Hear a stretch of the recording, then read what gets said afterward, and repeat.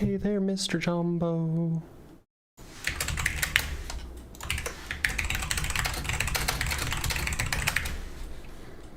Out there in the African sun, do you ever get tired? Hey there, Mr. Jumbo.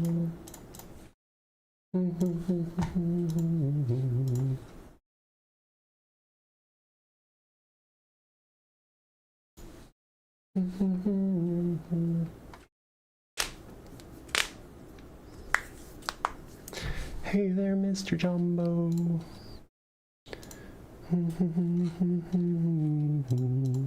Do you ever get tired?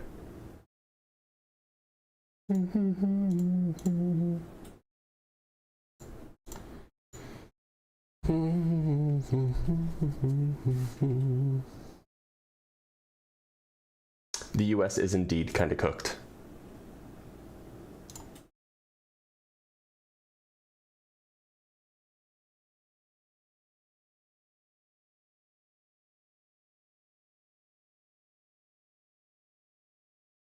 Hello. Howdy, howdy, everybody. Hope everybody's having a good day.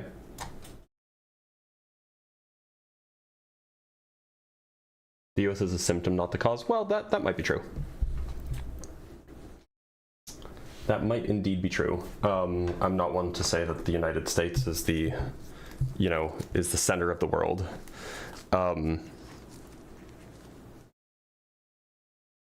There are other influential factors.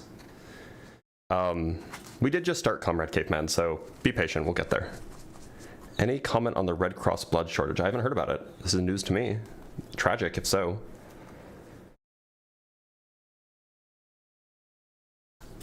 Hey there, Mr. Jumbo.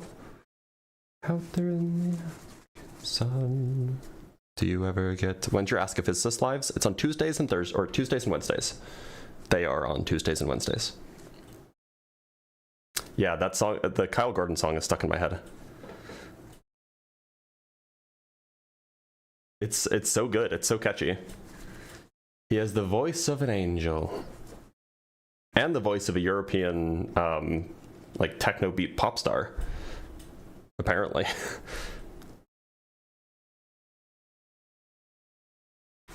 Howdy, howdy. We did just start, so we'll let some people trickle in, and we will probably get some people in here in a minute. No, you cannot come up and ask a physics question really quick. If I allow that, then everybody will think that that's okay, and it's not okay. Have you been to Africa? No.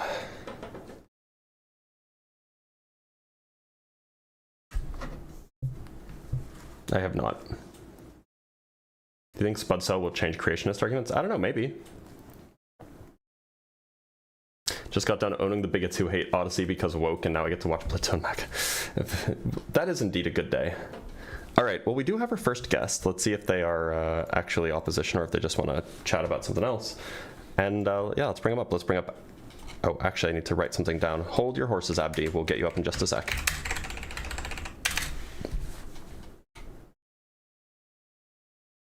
All right.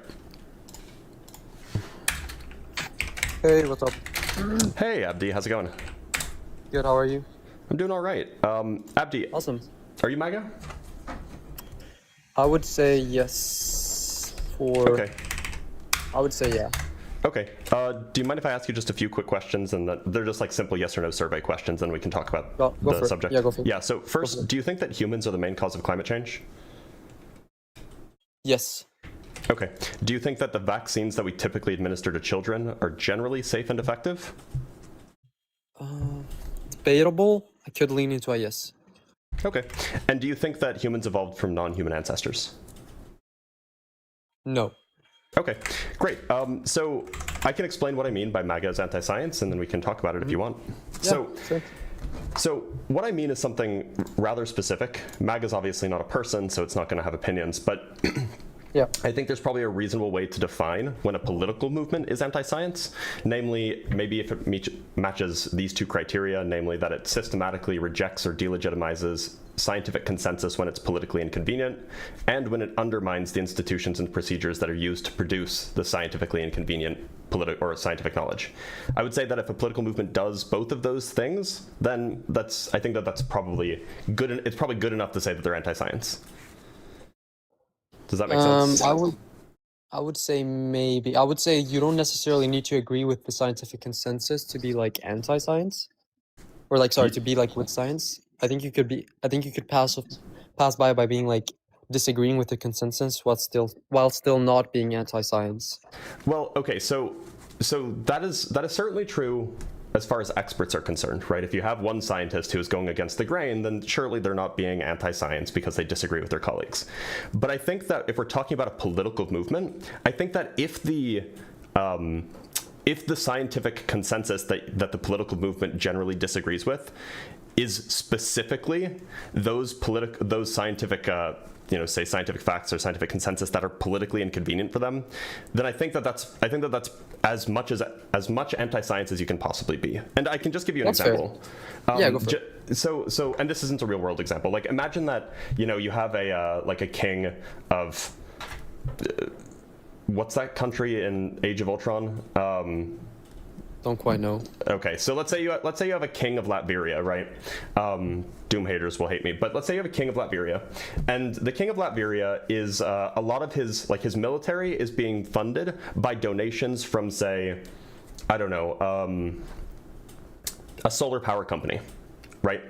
And so that's how the king's army is being funded. Now, if it were the case that some science came out that said that solar power is actually really bad for animal life, for something like that, or whatever it might be, and then coincidentally the king of Latveria was all of a sudden very, very against this, disagreed with this scientific consensus, then I think that we could reasonably infer that king was being anti-science. They were rejecting the scientific consensus because it was inconvenient for them, because it would mean that they'd probably lose their funding for their army. Actually, yeah, I definitely agree with that. I would agree with that. So all I'm saying is that the MAGA movement is doing that kind of thing. Like, the MAGA movement isn't going to reject, that, chemistry, that water is H2O, or that, magma is molten rock, or, any of this, kind of non-controversial science. But what makes them anti-science is that they stop caring about it. They stop caring about the scientific consensus when it becomes inconvenient for them. So could I get an example? Yeah, so an example would be really any climate change science. So I think that we can probably agree that the vast majority of climate scientists think that humans are the main cause of climate change. But what you'll find is that through both the demographic polling of people who call themselves MAGA, and from the policy actions of the Trump administration, you'll find that they are seeking to undermine our ability to conduct climate science, and the people who are MAGA are far more likely to reject the consensus of climate science for reasons unknown. And we have demographic polling data on this particular subject, and we also have examples of the Trump administration seeking to cancel or actually canceling certain observatories that measure CO2 in the atmosphere, for example, shutting down environmental or atmospheric science research centers, these kinds of things. So I think that we have I think that that's probably the prototypical example of this happening. That's fair. I wouldn't necessarily say they're anti-science because of that, because I would assume, obviously as you said, we don't know the reasons. I would assume maybe it's because of some war thing, maybe some war-related thing. If we have these, I'm sorry, what were they, these devices in the air that So there's CO2? there's two examples that I know of off the top of my head. One of them is a satellite that's orbiting, so it's kind of like a pair of observatories. One of them is attached to the International Space Station, and the other is a kind of a freely orbiting satellite. These are called the orbiting carbon. Let me remember what they're called. It's like the OCO, I think. Orbiting. Oh, I'm in the wrong tab. I'm sorry. It's the OCO. Orbiting Carbon Observatory, I think is what it's called. Yeah, the Orbiting Carbon Observatory. So there's a pair of them. One's attached to the ISS and the other's attached to the, or the other's freely orbiting. It just is basically a satellite that's pointed at Earth and it measures CO2 in the atmosphere. Now this is useful for a lot of reasons, but it's also really useful for climate science, for basically detecting how, how much CO2 we're emitting and perhaps correlating that with temperature and things like that. And the trouble is that Trump's appointed head of NASA just wanted to shut them down. And I think actually succeeded, although I think that it might be being fought over in court. So, why? It's already orbiting. It already exists up there. There's another example called. Well, we do know the reasons, unfortunately. In this case, so NASA said that that in an email stated Wednesday, this is from about a year ago, in an email stated Wednesday, the missions were, quote, beyond their prime mission and being terminated, quote, to align with the president's agenda and budget priorities. So, I mean, it sounds like he's saying, or it sounds, this was NASA in an official email saying, oh, this isn't in alignment with what the president wants. If it was because of like budget reasons, I don't think the issue is that budget reasons aren't a particularly good reason, if only because these things already exist and are in space. They basically cost nothing to run. What's the maintenance price?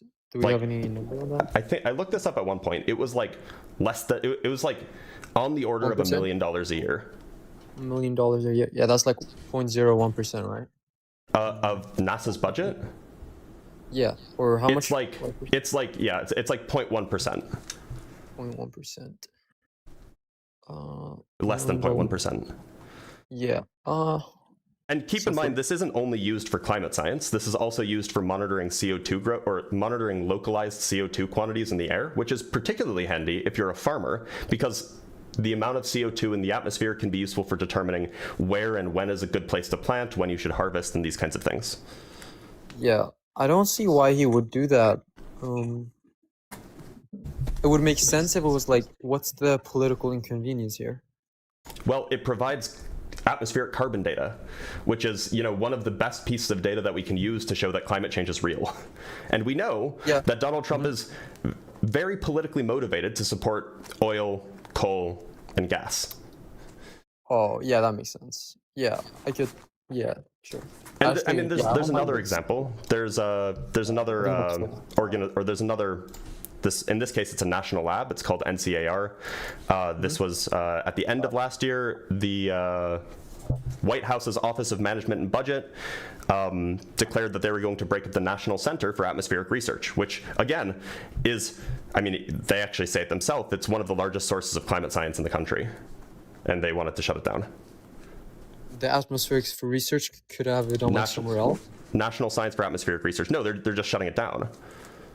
Yeah, why? According to the Ross Vaught, who was and I think still is director of the White House Office of Management and Budget, it is, quote, one of the largest sources of climate alarmism in the country. Namely, we don't think climate change is real. This thing is output in climate science. We're going to shut it down. That's dumb. So his reason was because it's like spreading too much awareness for like this, the climate change. Yep. Yeah. Okay. Yeah, I would disagree with that. Wait, is this actually real or? This, I can show you the article. Yeah, what's it called? Yeah, it was on Reuters from like at the end of last year. Let me pull it up, and then you can see it for yourself. Yeah, are you gonna share your screen? Yeah. I was just pulling it up. Oh, okay. Yeah. Here you go. Trump administration to dissolve key climate research agencies. Yeah, and so the relevant quote is here. Ross Vaught, director of the White House Office of Management and Budget, said the administrator will break up the. So one of the climate alarmism. I think a valid reason here though would be like, I know there's been a lot of like protests, specifically people like blocking the roads and like I forgot the actual like name of the people. You're talking about the I know what you're talking about, and I can't remember what it's they're like it's like kids, but it's like that's like mostly in Europe, right? I'm pretty sure I've seen like a lot of clips. Okay, well, not necessarily that group, but I know I've seen a lot of. It's like something now, right? Yeah, or like just in general. Okay, aside from that group, like I feel like just in general, there have been a lot of like protests specifically for like climate change, not only in Europe, like actually in America. I do feel like that could be a possible reason as to But why like, they want to like. why would they want to shut down a science lab because of protests? Well, like these protests, they're like stopping the welfare and like a lot of cars No, driving and. but what does the science research have to do with the protests, right? Yeah, I mean, yeah, I would say like the logical or like a valid reason would be like they're raising awareness and like continuously like So do you just think like do you think it's appropriate Yeah. to cancel scientific research because they are providing information that is leading to protests? No. Yeah, no. Yeah, I'm with you on that. Right. Yeah. So like, so climate change is climate change is the most obvious one, but it's not the only one. We can go look at examples of like enormous amounts of funding being cut in blue states, specifically blue states, after Trump won the election in 2024 and came into office in 2025. Yeah. In fact, this has at this point been admitted in court. This is actually fairly breaking news. It's only like a week old or so. But yeah, there was a loss. So in the first half of 2025, after Trump came into office, the National Science Foundation, the National Institute for Health, the Department of Energy, these are all institutions that provide grants for scientific research. And we saw hundreds and hundreds, depending on which department, hundreds or thousands of grants being cut, just like slashed, completely canceled, even though they had already been awarded, they basically just turned them off. Over the course of the first 6 months of 2025. Now, this was like 100% illegal, and so the American government has been sued, the federal government has been sued, and as of a week and a half ago, the American government has now admitted that they were canceling. There's kind of two compelling pieces here. One, they were canceling grants specifically in states that had at least one person in it who was living in a blue state. And they didn't cancel any. They didn't cancel any that only had people living in red states. So that's a problem. The second thing is that they were canceling grants based on keyword searches. Like they would do a Control F and look for the word diversity or equity, and they would just cancel the grants. And this resulted in like some on the order of 10,000 grants being terminated, or at least trying to be terminated, and of course they're being fought over in the court of law, with hundreds of researchers losing their jobs as a result of this politically motivated scientific funding cuts. So I don't know. Like this is all documented. This is documented in court. Yeah, I think it's well. I mean, they already got if they already got like punished for it, like if it was illegal and stuff, then I don't see the. Well, no, they're fighting over it in court now. Currently? Yeah. Like there's a court document that came out a week and a half ago that shows this, and I can pull up the document specifically if you want. Yeah, what are they like fighting, or like what are they saying or responding with? So basically they're saying that these were terminated in an illegal fashion, that they were basically terminated for free speech reasons, that people have political views, and so they were terminated for that. Basically they're being politically attacked. Let me see if I can pull up the exact quote. I have it here, but it's just so small. The record. Okay, yeah, here. So here's one. Here's this is a court document that it's a court transcript, I guess. So the relevant part is this is about DOE grants. So the court denied plaintiff's motion for preliminary injunction as to DOE's October 2025 grant terminations because the record at that point did not provide enough information to determine the defendant's classification was likely based solely on a distinction between red states versus blue states. The record now directly addresses the court's concern. DOE admits that it terminated 283 grants awarded to grantees in blue states based solely on the political identity of the grant recipient's state. It also concedes that there was no other basis for the terminations whatsoever. It simply treated the blue state grants differently from the similarly situated non-blue state grants that were not, and still have not been terminated. That's the Department of Energy that did this. Wow. Yeah, that's so, this seems like a very politically motivated reason for canceling scientific research. Yeah, what were the grants like? What were the grants? They didn't specify like, what the were grants were. Okay. But so what is the case is that there were 624 proposed terminations of the grants by the Department of Energy, and then the Office of Management and Budgeting, the OMB, marked 284 of them to be canceled, with one except. So they marked 284 of the 624 to be canceled, and then with one exception, there's only one case. The 284 terminated grants had a recipient location and or at least one place of performance in a state that awarded its electoral votes to Kamala Harris in the 2024 election, and it has two Democratic caucusing senators. The remaining approximately 340 grants proposed for termination, which had recipient locations in states that voted for President Trump or had at least one Republican caucusing senator, were not terminated in October 25, and they have not since been terminated. So the first quote that I read you comes directly from Jeff Novak, who is the principal deputy general counsel for the Department of Energy. So this is coming from the Trump administration itself. Yeah, yeah, I could, yeah, I don't have any, like, It's just bad. Like clearly, I agree. Clearly Trump is basically using scientific cuts to try to punish political opponents. And like, Yeah, I don't know, agree. if that's not anti-science, I don't know what is. But yeah, I would say it's more so like, discriminatory against the other political parties. I wouldn't, yeah, I wouldn't say that, like, I thought what you meant by anti-science is like declining like scientific facts, but Well, is this so, what you mean so by? there's two pieces, right? One is just not agreeing with scientific statements. And so we know for a fact that Trump doesn't think that climate change is real. He called it a hoax 10 years ago. And we have polling data that says that people who self-identify as MAGA generally are far less likely to believe that climate change is real. And a slew of other facts, scientific facts as well. But the second piece... Two things there. You can say the thing in a minute, I just want to finish. So there were two pieces to the definition. The first piece was disagreeing with the scientific consensus. The second piece was undermining the institutions and procedures that produce that scientific knowledge. And so terminating grant funding so that the science can't even be done at all is a perfect example of that second piece. Yeah, I agree with that part. I do like really want to know like what exactly the grants were, and the reason I say that is because I know that maybe the grants were something in correlation with the political, like a political reason, and that political reason might be totally against what they're for. So maybe that's why the grants were terminated. That would be worse then, right? Because then they're terminating grants specifically for political reasons.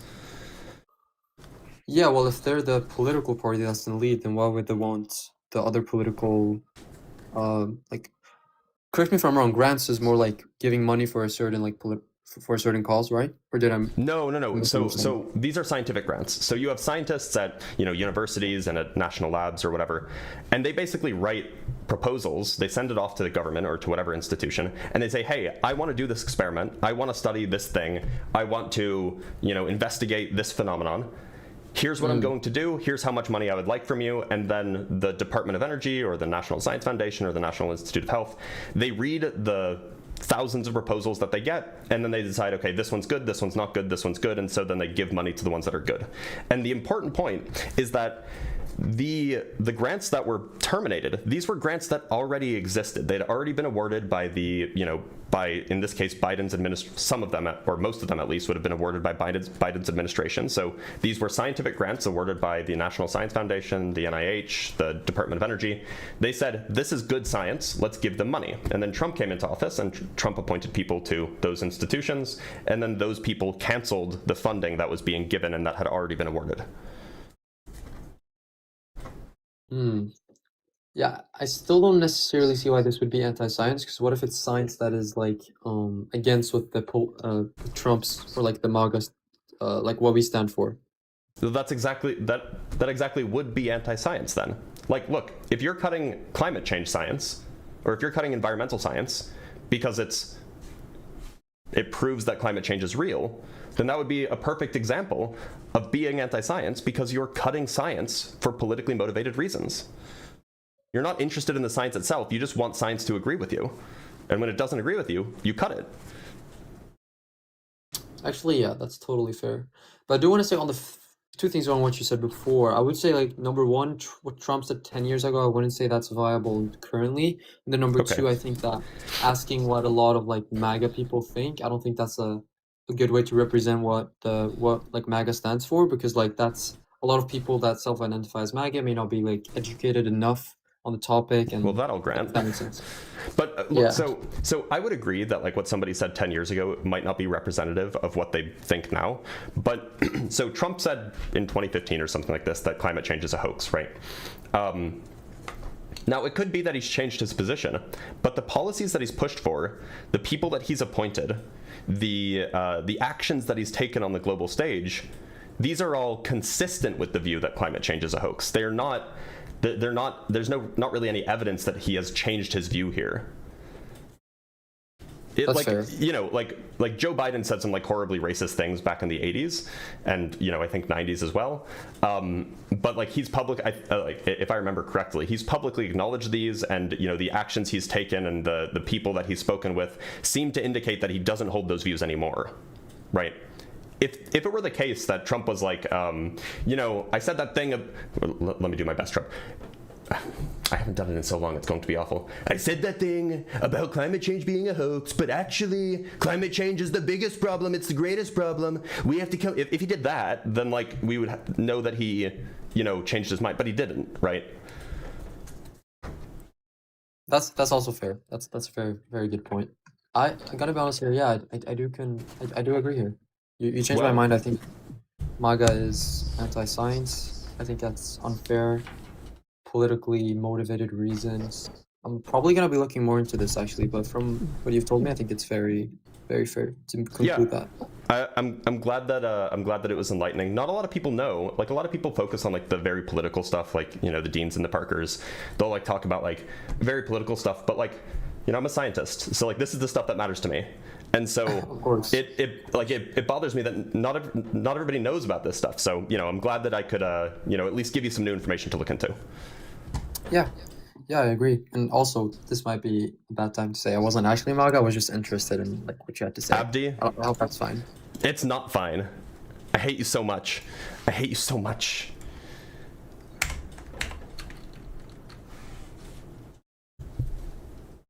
Never ever do that. Never do it. Yeah. He was too easy. It was too easy. I didn't believe it either. But you know, I was hoping. I was naive. All right, let us bring up. If you do that, by the way, just know that I personally hate you. Right. Okay, let's bring up Vitor. Vitor Serrano. I feel like I've spoken with Vitor Serrano before, but I don't remember. Hello? Vitor Serrano, how's it going? Oh, I'm sorry. I'm sorry. I'm working at the same time as I was listening to your live. I am sorry. So, Do you still want to talk? Or are you busy? yes, of course. Yes. I'm sorry. I was not paying much attention to the live, That's to be fine. honest. Okay, I'm sorry for that. That's fine. But I enjoy your live. Vitor, are you American? No, of course, I'm Portuguese. Okay. Why do you Yeah. care about whether or not MAGA is anti-science? Yeah, no, because I enjoy listening to your lives. I think you Oh. are a very intelligent person. Okay, and I like the kind of arguments you make. They are very, how should I say, intellectually worked. So, and I enjoy. Okay, though I disagree with a lot. Not because I'm very intelligent, but because I just disagree. And to tell you the truth, I disagree about, for example, this what you say about MAGA is anti-Semitic.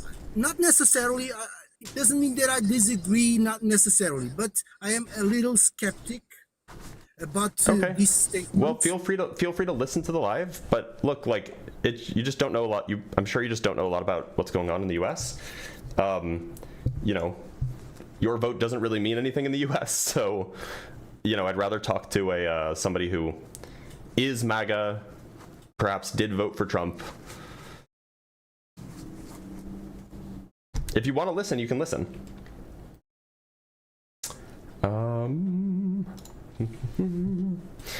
We have from Hotep Nefer Ra with the 2 Canuck bucks, name as many types of sciences as you can.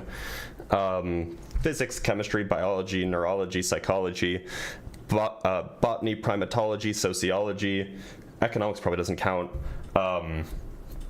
zoology, virology, epidemiology, I don't know.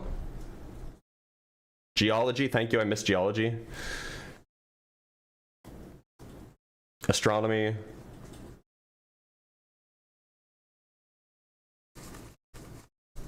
Scientology. Paleontology, yeah, there you go. Plantology.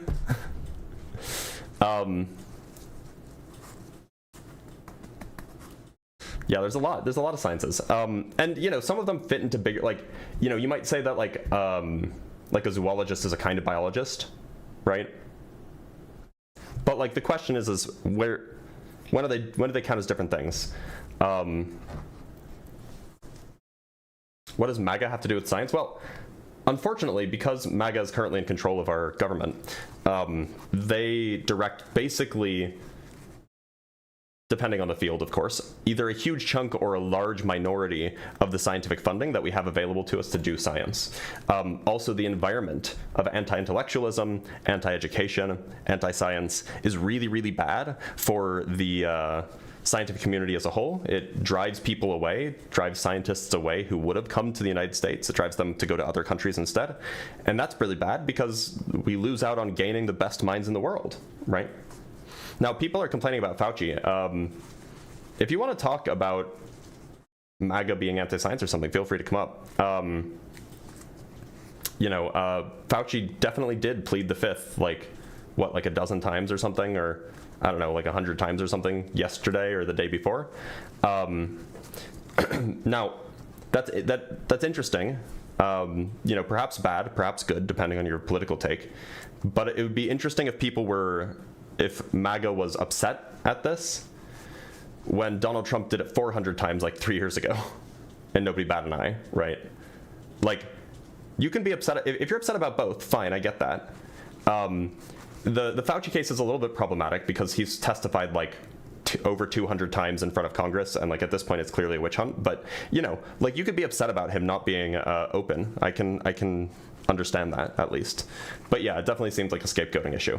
Now, if you want to talk about the vaccines are definitely reliable, quite safe. Of course, like all medical treatments or medical, it's not quite a treatment. All medical procedures, there is a risk. And so some people will have negative side effects from vaccines. That happens for all kinds of vaccines, in fact. However, we can show that they not only were they effective at reducing hospitalization rates, they also were effective at reducing spread. This is all really well supported by the scientific data. So, you know, but of course, none of the people who are shouting in the comments are brave enough to come join the Discord server and have the conversation or hop in on TikTok Live and talk to me about how MAGA is anti-science, because they know that they can't defend the view, that it isn't. Why is that bad? The Earth becomes greener as it gets warmer. Look, you can argue for the normative value of climate change, whether it's good or whether it's bad. But the point is that climate change is real. And the MAGA movement, the MAGA wing of the Republican Party, just completely rejects it. Straight out of Stray. How's it going? Oh, he's not here yet. Let's see if he straight out of Stray. How's it going? I tried. Hey, good day. Howdy. I recognize your name. Have we spoken before? Yeah. Screw a MAGA. I want to start off with that, but I do have a problem with science. Again, what does an infinite universe expand into? Expansion isn't at the edges, it's on the inside. But anyway, look, the topic is about MAGA, so if you don't want to talk about that, then I'm going to let you go. No, can we talk? Don't. Anti-science? No, we are anti-stupid.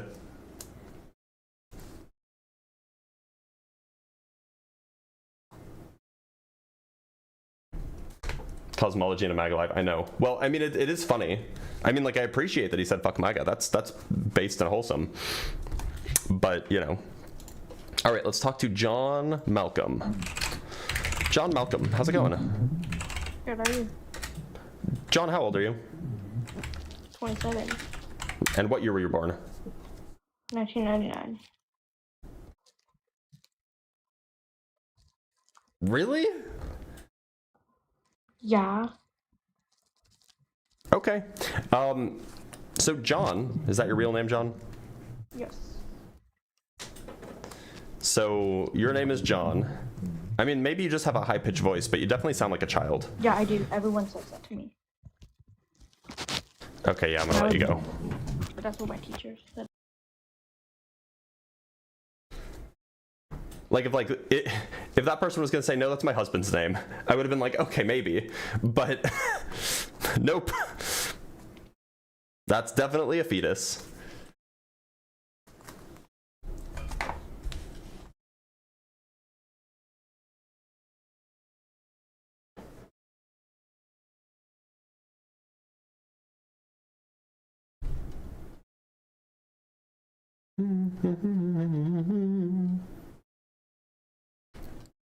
All right, let's talk to Flats. Flats, how's it going? Yo, can you hear me? I can. Flats, how are you? I'm good. How are you? I'm doing all right. Flats, are you MAGA? I am. I supported Trump. Do you still support Trump? But I'm not anti-science, though. Okay, well, so we can talk about that in a minute. Do you mind if I ask you just a few questions to get started? Sure. Honestly, I'm like running a private survey. I'm not going to publish it anywhere, but I'm just curious. So, first, do you think that humans are the main cause of climate change? I do. Yeah. I mean, we know that it affects the ozone layer. You know, the pollution. Okay. Like, do I think it's like a major issue that we can't solve? No, I don't. Like, I think it'll naturally, you know. Do you think that and I mean, like, we can expand on these in more detail if they come up, but I'm just looking for yes or no, or maybe unsures, or maybe like 50-50 or something. Do you think that the vaccines that we typically give to young children are generally safe and effective? Yes. Okay. And do you think that humans evolved from non-human ancestors? 100%. Cool. Okay. So look, I can explain what I mean by MAGA's anti-science, and then we can talk about it if you still disagree. Is that fair? Yeah, sure. Okay. So obviously MAGA is not a person, so it can't have opinions of its own, right? But it is a political movement, and I think that we can probably give a definition that would make sense to apply to a political movement for what it means to be anti-science. So I would say that a political movement is anti-science if systematically it rejects or delegitimizes scientific consensus that's politically inconvenient, and secondly, it undermines the institutions and procedures that are used to produce the scientifically inconvenient or the politically inconvenient scientific knowledge. That's basically it. Like rejecting the consensus that's inconvenient, and then undermining the stuff that produces that consensus. Roughly, does that make sense? Yeah, makes sense. Yeah, okay, so my contention is that MAGA does that. Like, MAGA as a political movement. Obviously, I'm not referring to literally every single person who self-identifies as MAGA, but the point is that, like, as a political movement, broadly speaking, this is the thing that MAGA does. Mm-hmm. So, are you saying, like, just in general, what you've seen, what you've noticed on the internet from people who support Trump, or like, or is you talking more political? So both. So as far as like MAGA rejecting scientific consensus, there's like polling data on this. Like there have been polls of people of, you know, either conservative / Republicans, or people who explicitly identify as MAGA, asking them questions like, oh, do you think that climate change is real? Do you think that climate change, like, you know, these kinds of questions? And the overwhelming story with regards to climate change or vaccine efficacy or other examples would be like, I have a whole long list of like evolution, like across like all of these kind of politically contentious scientific facts. MAGA is less likely to believe it, right? I agree. I think that's religion, though. That's my personality. That's my opinion. You'd think that's what I thought too. But even after controlling for religion, conservative people are less likely to accept evolution. even controlling for religion. Right.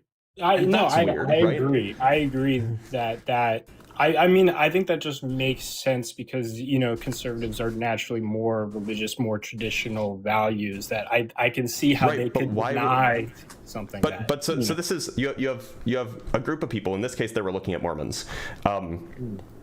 So you take Mormons. They you know, there's a study that did this. I think they looked at like 10,000 Mormons or something like that, and they basically had them graded on a scale from most liberal to most conservative, and they also did it, actually, interestingly enough, on a scale from most educated to least educated, and they also graded these people on a scale from most likely to accept evolution to least likely to accept evolution. And what you'll find is that in fact even controlling for education, so even controlling for education and religion, conservatives are more likely to think that evolution is made up. And that's just kind of weird. Like, what's like, you know, even controlling for education, even controlling for religion, where, you know, assumably, is that a word? Assumedly? One would assume that if you take people from the same religious group, that political affiliations wouldn't have anything to do with their opinions regarding religion, unless maybe it does. It's just a little weird. Yeah, I mean that test, like, can we say for sure that, like, the correlation between, like, they ask some conservative questions, like, I'm sure you could simultaneously ask them like a different set of questions and then make your own hypothesis, like, oh, this is the cause. I can show you the poll if you want. This is the cause for this, you know, like how ingrained is it that, like, having the conservative values, like, where you know, that makes you automatically deny it. So I'm not saying that it's having the conservative values, but the thing is, you know, finding causal explanations is hard when you're doing like some sort of, like, you know, kind of sociology. Yeah, it's like vague, but the point is you can find very strong correlations, and so this is the probability of accepting evolution. This chart. Yes, this is what. Yeah, and so in black you have very conservative, in kind of the thick dotted lines you have moderate, and then in you know, the small dotted lines you have very liberal. And on the horizontal axis you have education level. So in fact, as very conservative people got more educated, they were less likely to think that evolution is real. Like, isn't that weird? I do think that's weird. I also, it's just, this is, I know, like, I don't know the validity of this test, and I'm not saying it's not true. I'm not saying it's not, but what's the sample size? This is like the. Yeah, so we can go look. So they sampled. And like the conservative questions, like, how do they, like, infer that this is more conservative? Let's pull this up.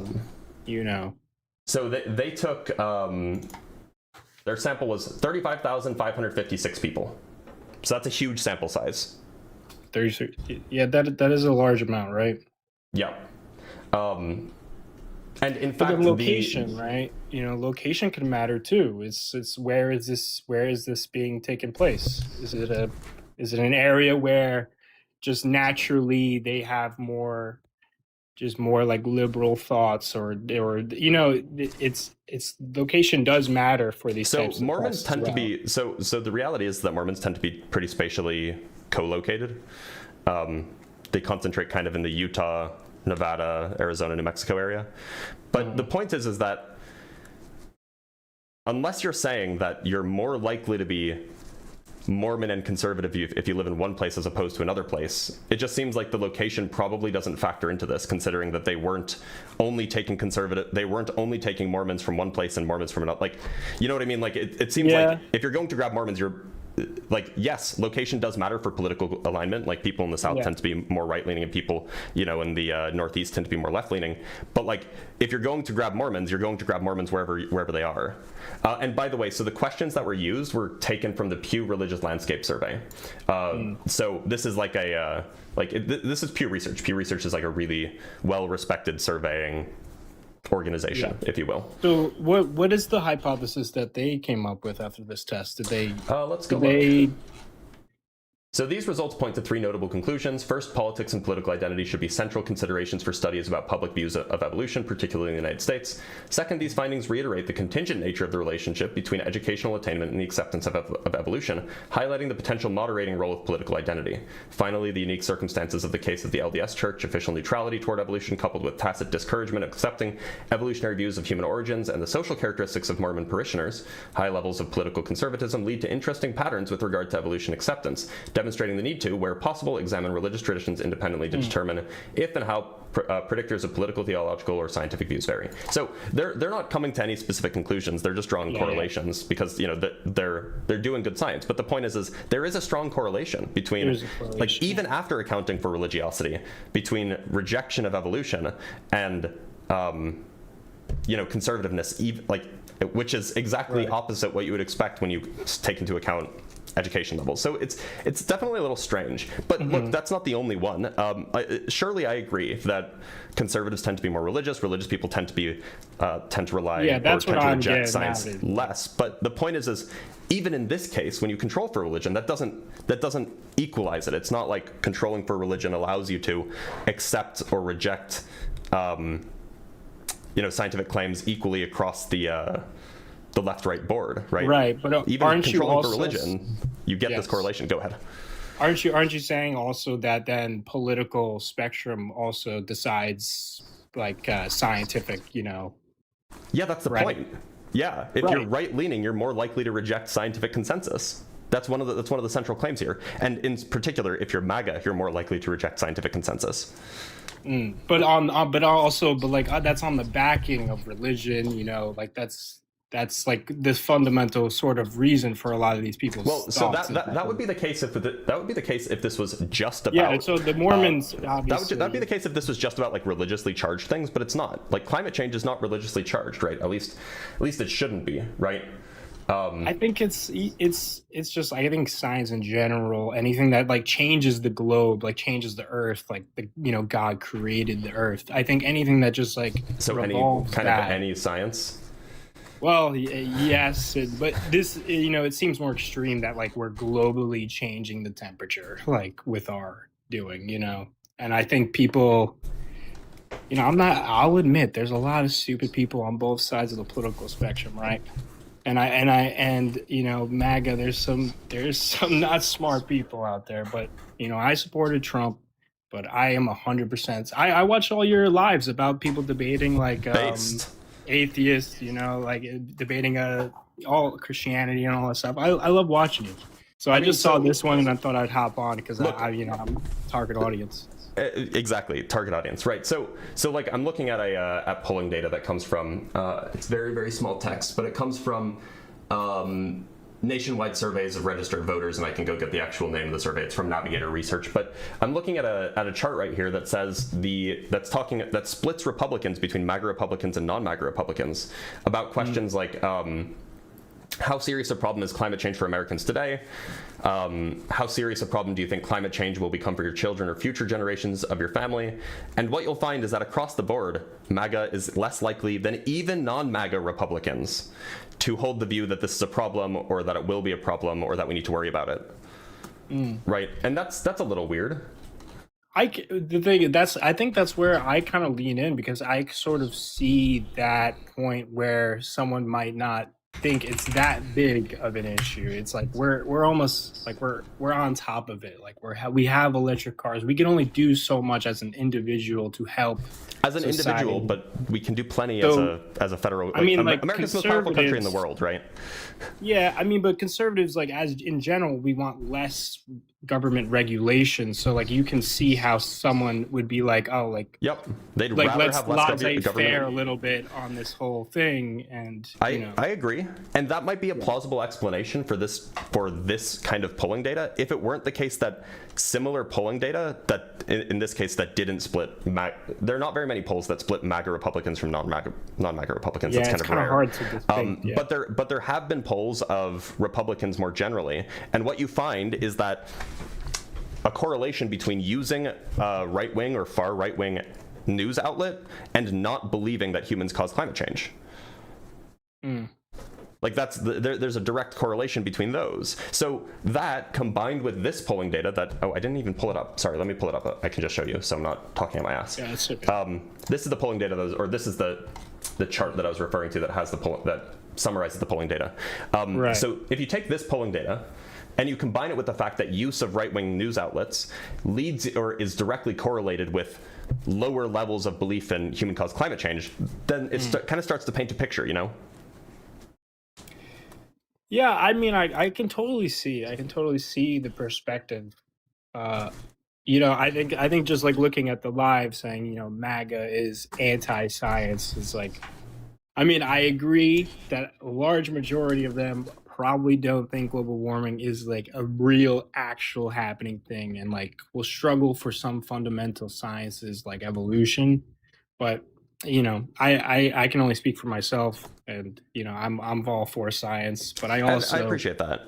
So look, I guess, and you know, perhaps it's none of my business why you consider yourself MAGA, why you support Donald Trump. Maybe there's other reasons, but I guess what I'm saying is if science is a thing that you care about, this should really make you question your support for Trump and for kind of the MAGA movement more broadly, because it's not just people who self-identify as MAGA are more likely to reject science. The Trump administration, especially the second Trump administration, have been horrible for science, have been like actively detrimental to the scientific kind of community in the United States. Like if you care about science, if you care about, you know, rigorous intellectual reasoning and investigation of the natural world, what you're going to find is that Trump is historically probably one of the worst presidents we've had for this. Well, I don't deny. I think he just has more, I don't know, more worries about like the country than I think he's not the president for the science stuff. Like right, like but he's it's not that he's just not doing stuff positively for science. He's actively doing stuff that is bad for science. Well, like what? I mean, I'll give you an example. He helped fund the Artemis program. I mean, we have Space Force. So like neither of those are thing. Scientific, by the way. Quantum initiatives. So you know? Do you know what the National Science Foundation is? Yeah, I mean, I don't look into it, but I'm familiar with them. Yeah, so for those who don't know, the National Science Foundation funds about a quarter of all non-medical scientific research in the country, which is huge. They have a budget of something like $10 billion. Historically, they fund so much research in the United States. If you go to any university and you talk to any science professor or math professor or whatever, you know, you have a 50-50 shot, maybe 50-50 chance that if they have a grant, it's from the National Science Foundation. Anyway, so the National Science Foundation was designed to basically, it was passed into law in the 50s. It's a 3-letter agency that was created to basically forward America's progress in science to lead to a better world, a better country, you know, all these lovely things. One of the ways that the National Science Foundation works is that it has an appointed board of 24 kind of luminaries of their field. These are like the top tier sciences in their various fields. And these 24 people kind of decide what direction the scientific funding will go in you know, the National Science Foundation is basically given a big chunk of money. And then these 24 people are the people that essentially decide how that money is going to be distributed. They don't make the individual decisions, but they kind of say, okay, well, we want to focus this money on this much, this money on that much, and so on. So these are supposed to be an independent body of people. They're not supposed to be politically motivated or anything. And they have 6-year terms, and they're appointed by the president every 6 years. So kind of like the Senate. Now, for the first time in history, Donald Trump fired every single member of the National Science Board in April.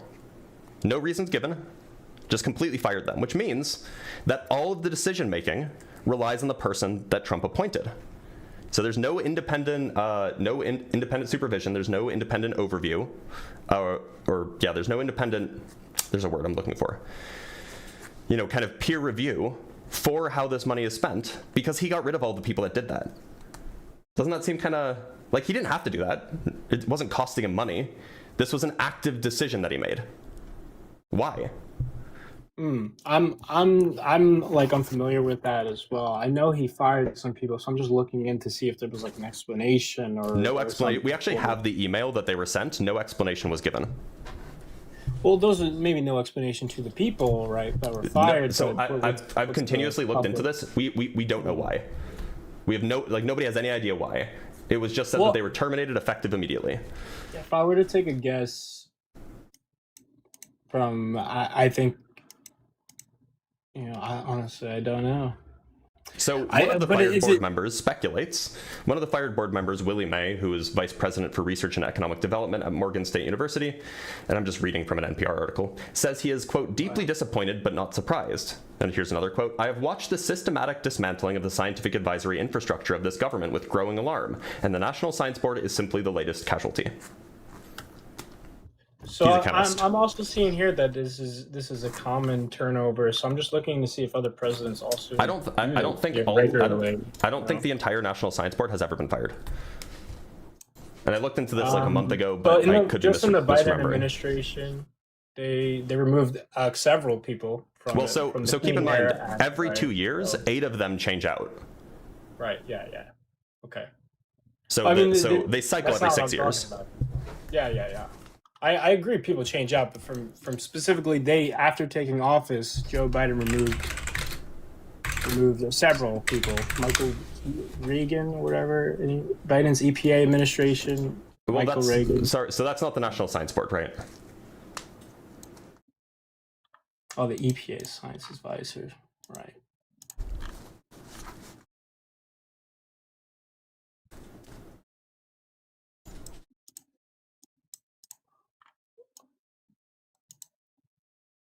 Well, I mean, some may see that as a natural changing of, positions, power. Well, look. So what this means is that so he fired all 20. So there were 2 seats that still needed to be appointed. So that he fired 22 of the 24 because there were only 22 that were in position. And what that means is that now he gets to fill all 24 slots. Right. Rather So than how- the 16 that he would have gotten as a result of him being just in president, president for 4 years, right? So What's the update on that, though? It- Are these, as- are these as- good so I- choices? Or are these? he hasn't. I don't think he's appointed them yet. I can double check because these things change. Maybe it happened last week and I didn't look. No, I mean, how integral are these were these These are the- 22 people to make so these decisions? They were the people. right. They were the people that made these decisions. But should it be up to these people? Maybe Yes. they want Yes, a better. No, that's the point. The point is that they're supposed to be independent. They're supposed to be non-political, independent, picked by presidents that's why they're staggered. So it's not just like one president that picks all of them. That's the whole point. And now those decisions can only be made by a single person that Trump personally selected, who's the head of the National Science Foundation. Usually the head of the National Science Foundation has to work with the National Science Board. But now that there is no National Science Board, Trump can just have his crony make all of those decisions. Right, like scientific decisions, like where the funding will go Yes. scientifically, Yeah. correct? Yeah. Right. Where do you see that funding going that you wouldn't like the funding to go to, that you would prefer, So the first thing is that actually they, at least from what we've seen from this person who's the head of the National Science Foundation, actually just wants to fund less science. And the reason we know that is because the National Science Foundation cut something like 4,000 grants at the beginning of last year. Right, I think that on average they have something like 10,000 active grants, and the National Science Foundation, headed up by a Trump appointee, just canceled them. Even though they were actively, even though they had already been approved, they'd already been awarded, he just stopped paying them. I'm seeing here some of them were duplicates, some of them were not against national interests, unrelated. So Are you talking gotta about the admit grants? there's Because we gotta actually, be we actually some know below we actually in know this how they fund. figured out which grants to cut. Interestingly enough, there's kind of 2 categories here of like egregious grant cuts. The first is that a large chunk of these grants were cut simply for having the words diversity or equity or trans anywhere in the grant. So if they literally did a Control F, or whatever the equivalent of a Control F, this has been admitted in court now, by the way. right. That they literally just did a keyword search for those words in the grants, and if those words were in them, they were on the chopping block.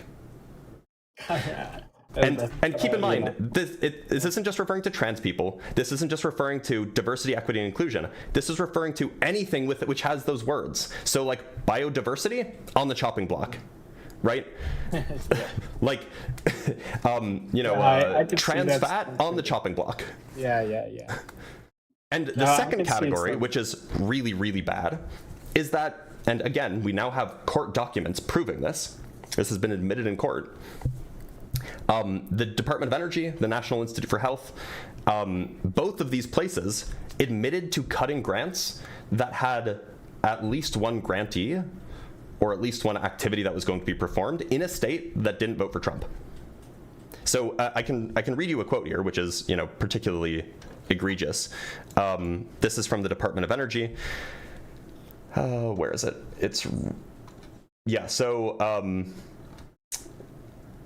Okay, so there was a list of 620, so this is not part of the quote, I'll tell you when it's a quote. So there was a list of 624 proposed terminations of grants by the Department of Energy, and the Office of Management and Budgeting, the OMB, they marked 284 of those. So this is the White House office, by the way. The White House office marked 284 of those 624 to be canceled. And of those 284 that were marked to be canceled, with exactly one exception, so 283 of these, and here's the quote, the 284 terminated grants had a recipient location and or at least one place of performance in a state that awarded its electoral votes to Kamala Harris in the 2024 election and has 2 Democratic caucusing senators. The remaining approximately 340 grants proposed for termination, which had recipient locations in states that voted for President Trump or had at least one Republican caucusing senator, were, quote, not terminated in October 2025, and they have not since been terminated. So here we have examples of grants being terminated because they had words in them, and we have grants being terminated because they were going to blue states. Political, right. I do think that's bad. Right. I do not agree with that. Okay. I'm not saying I can't agree, but I'm sure that happens on both sides from every president. The thing is I actually don't know if there have ever been grants terminated like this. There's a reason why this is being fought over in court right now, because this hasn't happened before. This is the biggest cutting of funding we've had in our government. So I'm not surprised some things have gotten. Our government funding was cut? Well, like Doge cutting. There was a big thing of like draining the swamp. Our budget is higher now than it was. I'm being wasteful, like quote unquote wasteful cutting. So like I'm not surprised. Do you think that the scientific research was wasteful? No, I don't. But I'm not surprised that things got cut along with actual important things, like just in the bloat of it all. Yeah, but this was specifically politically targeted, right? This wasn't just an accident that it happened to only be blue states. I don't. So there was no Republican in those. No, at all. So there were 340 there were 624 grants. There were 284 that were going to blue states and 340 that were going to red states. And all of them exclusively all of the blue states. The blue states. With one exception, there was one blue state grant that wasn't terminated. That's it, and none of the red state grants were.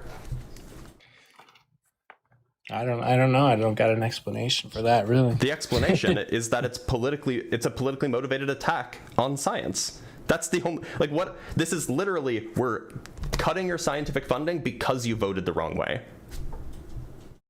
Right. How else can you, what else do you say? Science should be number one priority regardless of political spectrum, but it's hard to do that when everything's become political now, that even global warming evolution's like ingrained in Can you give me an idea as to how global warming became political? Do you know the history there? I think I know it's within probably 80 or 100 years just recently, and I think it was they started off not knowing if it was true, and it was like a whole thing. But I'm not sure. I think it was just brought politically because they wanted to stop global warming, and then there was people saying, "Nah, it's not real." Well, so at least it depends on who you believe, but at least from what I've read, going back in the 70s and 80s, the climate change and things involving like environmental damage and things like that was generally regarded as non-political, and it was generally bipartisan. Like you had Richard Nixon created the EPA, for God's sake, and you know the United States was, if I remember correctly, a party to the Montreal Agreement, I think is what it's called, to the Montreal Protocol rather. The Montreal Protocol is the thing that basically allowed us to heal or to stop killing the ozone layer, right? And that's why we don't really talk about that anymore, because we solved the problem. And that was in the 80s. But starting in the 90s, fossil fuel companies started lobbying politically to push back against, you know, investitures in green energy, Right. policies that would curb you know, dangerous emissions from coal-fired power plants and the like. And they happened to pick a side. They picked the right wing to start lobbying. And so, you know, as a result of 30 years of lobbying, now the right-wing part of the political spectrum in the United States is firmly anti-climate change. Yeah. And this I isn't mean, that's unfortunate. This wasn't an accident. This was a lobbying decision, and you know, as a result, now you have a whole generation of right-wing people who think that climate change is made up because of, you know, that's lobbying by the oil industry in the 90s. Yeah, I mean that's got to be some low intelligence right there, because you got to be able to admit, though, you got to be able to realize that it's like the oil companies, they want money, they want to keep their oil going. The oil company, they want oil. I mean, like, obviously they're going to choose the right side, though, because, you know, Republicans is notoriously, you know, more oil. Let's mine more oil. Let's lower the gas. The point is that wasn't a thing prior to the 90s. Yeah, so then they came in, but I'm talking about like recently. Now everybody's like all of it. And so like you have Trump, who's in the pocket of big coal and big oil, and so of course Trump is going to push anti-climate change policy, right? Of course, this is not surprising to anybody, but it is politically motivated. The people who are funding his campaign, the people who are funding the campaigns of MAGA senators and MAGA Congress people and MAGA governors, those people are being funded by, you know, big oil, if you will. And so, of course, they're going to be politically motivated to defund climate science, to, you know, push back against climate research, etc. And, you know, why would we want that? Isn't it good we have terms, you know? It's like we had Biden, who was all for green energy, green, you know, like we have these divisions in place where, you know, we can take the reins for 4 years. They can make decisions where we might not agree with. Like, I don't agree with the whole removing of science grants and stuff, right? But we have like what, 3 more years, and then we're off the hook. You know, you're off the hook. But look, and I hate to be that guy, but we've been telling you this since 2015. Well, this is not the reason I voted for him, you know. Right, but it should definitely make you reconsider. It's not enough. I'm sorry. Like the three, whatever grants, it's not enough. There's more issues. I mean, just like, look, it's not just grants. It's not just grants, right? It's the entire idea. It's the entire academic, or like, okay, I'll give you another example of something that's perhaps worrying for you. Perhaps should be worrying for you, if you care about America anyway, which of course you do. The United States after World War II became the scientific capital of the world. We had the best research universities. We had all of the best scientists. You know, we basically stole a bunch of good scientists from Germany because they ran away because of the Nazis. And then as a result of the collapse of the Soviet Union, all of their good scientists came here too. So starting in the 80s, we basically had every single good scientist. I think we won like a quarter of the Nobel Prizes. We have like, you know, in the top 10 research universities, like 9 of them were American, right? Really, really good for America, because if we get smart people to come here, that's good for us.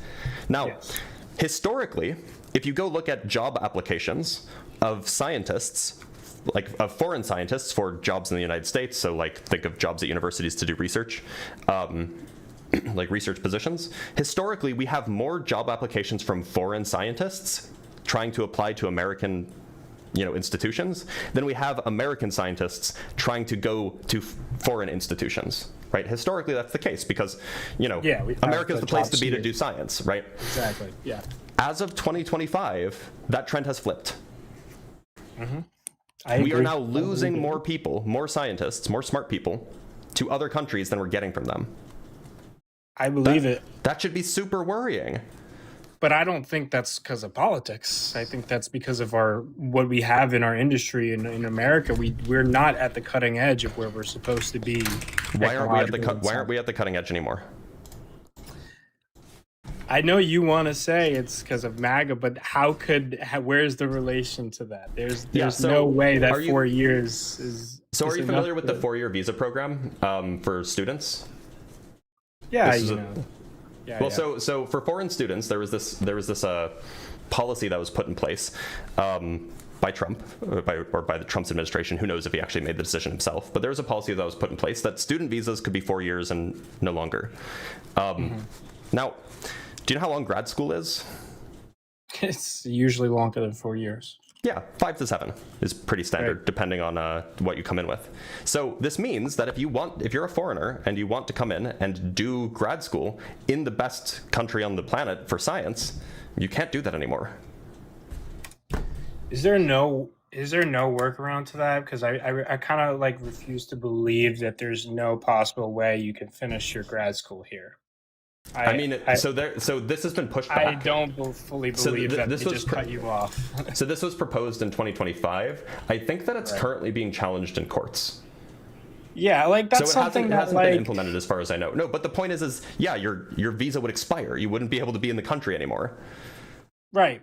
I mean, that's why we have checks and balances. We check these things out. If that's not something that's constitutional or feasible, then yes. Why would you want the guy who forces checks and balances to fight him off? I think there was probably more things on his mind than what I don't think that was a thought. If that was something that he proposed, like Trump or whoever, I don't think that was a thought. Like immigration stuff, right? Yeah, exactly. Like that's what I think was more prominent. But it was specifically about student visas. What's wrong with having long student visas? Well, people still overstay their visas. We want them to stay. These are smart people. Why wouldn't we want smart people to stay? I think it just goes both ways. Like a visa is a visa, regardless of where. Right, but they didn't have to target student visas. Student visas are exactly the kind of people that we want to stick around because we're investing money in their education. Right. Why would we want them to leave? It's not passed, is it? Right. So it's still being fought. So there's thousands of things. There's thousands of things proposed, like hundreds of things proposed every single day. It's like not everything's going to get passed. That's why we have a whole system to check and to make sure everything's good. It's like we have a lot of things that we can. I guess it actually is currently in effect, or at least it'll be effective as of September 15th. So can we see if there's a way, can we see if there's a way for anyone who's going to grad school to just to write a piece of paper and just be like, all right, I'm good. Like, I'm not going to get deported. I'm not going to get. I don't know. So this was. Listen, this came out last week, by the way. It's a business. At the end of the day, the colleges they need the people to go there. It's like. So today the Department of Homeland Security (DHS) announced the publication of a final rule that officially eliminates the duration of status loophole that allowed foreign students, exchange visitors, and media representatives to remain in the United States indefinitely without routine government oversight. The new regulation establishes a fixed period of admission for non-immigrant visa holders in F, J, and I classifications. This decisive shift restores integrity to the nation's immigration system, combats rampant visa abuse, and strengthens national security through regular vetting. A fixed period of admission is currently in place for many other types of isn't that good? Status. Not for students, because then the students can't stay and finish their work. No, but the visa that they're given would be given a visa for them to stay. Only for 4 years. There's no longer a loophole, so they can stay longer. So there's no longer a loophole for people to take advantage of it so that they can finish their grad school. It's tough. You either let people finish their quote unquote grad school, which I think there's still a way for them to do that. Not according to the NHS. You have a non-immigrant students and exchange visitors will be admitted for the length of their specific program, not to exceed a maximum period of 4 years. They're just not admitted if it's longer than 4 years. Their visa will expire. And they can get it renewed, right? I don't think so. At least it doesn't seem like that's what it's saying. That seems a little like not totally Like we don't fully know exactly what's going on here. We're kind of just talking. So you know? it says that they're only admitted for up to 4 years. So are you saying that they'd be admitted for longer than 4 years, even though it says that they're only admitted for the length of their specific program? You would need to get your visa up to 4 years? reinstated. Yeah, I don't think there's really a problem with that. I think you should have 4 years, and if you want to continue your education, you have to get your visa reinstated. So do you understand that many people will not get their visa reinstated? If they, I don't see why they wouldn't. They're paying to go to grad school. Like if you piss off your visa agent, you'll like it's not like some objective thing, right? No, there's not an objective standard. I don't know. Don't piss off your visa agent. I think there's a lot more people taking advantage of that system than there is people losing out. Okay, yeah, I think there's a lot more people taking advantage of the system. You know, they probably are going to be students, right? But they're staying. So the American Physical Society is very worried about this rule, right? Like this is something it's not just like, oh well, like, you know, they could just reply. Like they are very worried because, at least among physicists, grad students are really important, and if they're worried, that should make you worried too. Well, there's grad students out right now. Like, why aren't they giving their testimony saying, I can't finish school? It's not in effect yet. It comes into effect September 15th. So September 15th, I guess we'll have to wait and see. But I really don't think that's going to be a problem for anybody. If they're smart enough to come here to finish grad school, I'm pretty sure they can figure out how to reinstate their visa. You think that's a good idea to look? So I think it's a good idea to keep our country safe. Yes. Safe from who? Grad students? Safe from anybody who's not legally allowed to be here. They're making it so they're not legally allowed to be here. They were legally allowed to be here. As of September 15th, they will no longer be legally allowed to be here after 4 years. Well, what you read was that the law previously was that they could stay indefinitely without any trouble, which is crazy. You're not allowed to stay in a country indefinitely, regardless of if you're going to school there. Yes, there should be something in place. Dangerous for our country. How is it dangerous for our country for grad students who then graduate to then go? It's not about. And by the way, just to be clear, what we're talking about are student visas. Once they graduate, their student visas expire, right? Like they're no longer students.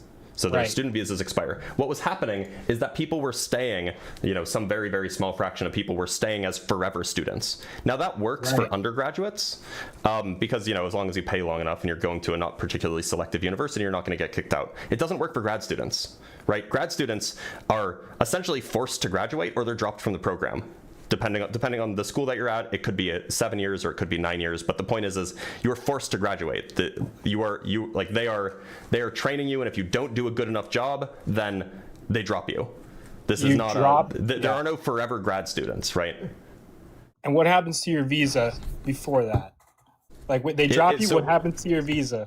You'd be kicked out. Your visa would be removed. You're no longer a student. I think people were taking advantage of that little. No, the loophole gap. Was that the gap loophole.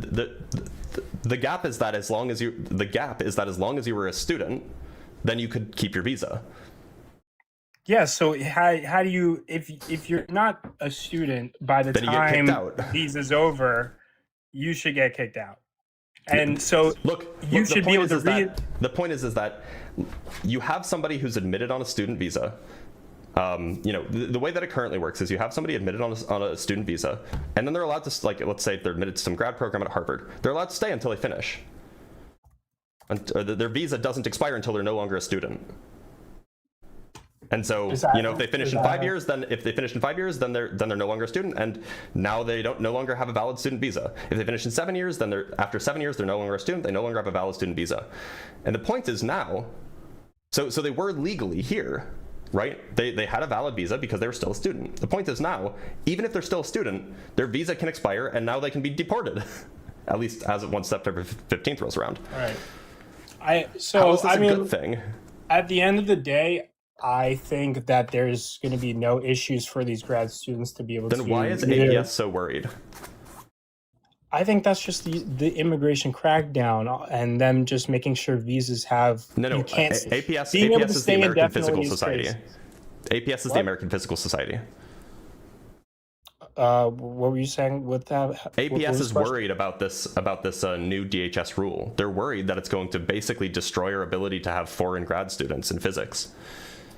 I think that's a little overstated. Okay, well, why are, I mean, these are, this is the American Physical Society. This is the largest physics institution, maybe second largest physics institution in the world, and they're worried about it. So maybe that means that they have a good reason to be worried. I think you should be worried. Like, obviously, I would be worried if I wasn't. This isn't, oh, we're worried because, oh, we're going to hurt the grad student. No, this is worried because the American Physical Society cares about American physics. We're making assumptions here. We're assuming that there's no way for them to stay past 4 years. We're assuming that there's no way for them to reinstate it. APS knows certainly more about this than you or I do. I agree, but do they know more about it than Trump, than them writing it down right now, than them the laws they make afterwards on how it works, what, like, the different ways you can get around. Look, all I'm saying is that if APS is worried about it, you should be worried about it too. If you care about American science. Like let's say, you know, it comes out, and then the next day they're like, oh, if you're coming here for grad school, there's a separate piece of paper you have to sign. You have to sign this There's other a lot thing. of what ifs for something that doesn't say that at all. But doesn't that just make logical sense that that's something it does, that's gonna happen? They've done a lot of things that are not rational. Sure, so but this seems like something is not going to be a winning card here. Yeah, but this is something that's this would be so. I doubt they're even thinking about it. Doesn't make any sense. I doubt they're even I thinking think it's about a it. thought. I mean, if you're canceling, So it to out be 4 clear, years, there is not a single scientist in the Trump administration. I think someone could bring it up to them, you know, about if this is a serious issue. None of the cabinet members are scientists. Who's going to bring it up to them? I mean, I don't know. I guess we have to wait and see. I don't even think any of the September's cabinet members have a coming PhD, so they wouldn't even know how long grad school is. I don't know. We're kind of just looking. We're kind of making assumptions of what's gonna happen based on. You're assuming that they're going to somehow fix this problem that they're causing. I'm not saying they're gonna fix it. I think first of all, nobody should be able to stay indefinitely. So do I think they needed to fix that and put a cap on that? Yes. Regardless of how long, regardless of whatever school you're going to, you cannot stay in a country indefinitely. Why? No matter what. What if you're a student? Why not? That's ridiculous. That's absolutely insane. Why? To think that Why is it you ridiculous? should have. I mean, Because it's not needs like they're to be mooching, something in right? place to. You have to be able to But come who's it back and hurting? reinstate it, or Wait, you who's need it to hurting? be. I don't think it's necessary. Like, if you're a good person, obviously you're not going to hurt anybody. Okay, No, but like, and you're a student, sure, right? So who's it hurting? it doesn't matter. You could be a student and still be harmful and still overstay your welcome. But like, who is it hurting? You're not Who does it hurt allowed for the to student to? Who does it hurt the student? Who does it hurt for the student to take 6 years to finish their bachelor's degree rather than 4? I don't think it necessarily hurts anybody. I just think that it doesn't make sense as a country to have a way to stay in a country indefinitely. That's Why? not They're something paying bills, paying taxes, anything they're indefinitely getting an education. No, they're not necessarily part of. They're not a legal citizen. They shouldn't be Okay. able to stay indefinitely. They have to. Okay, there's nothing wrong. So Listen, then if what's they come the out, problem? There's nothing wrong with them having to reinstate their 4-year visa if that's something they have to do, or put an extra document saying that they're staying for longer than 4 years. It shouldn't be. You're assuming that like that's it a was thing that will be before. possible. I promise it's going to be a thing that's happening. Okay, so now you're making assumptions. If not, okay, I am. But if not, then So why does thousands not of fix people, this problem? of smart people, will not be able to come here, which is Yeah, something obviously we that's don't want. Is it? Because that's been happening for the last year and a half. But why realistically would we not want because- that as a country? Like, Well, think about because Donald Trump. Why would he not want You know smart why? people in our country? Hold on one sec. Like seriously. One sec, let me pull something up.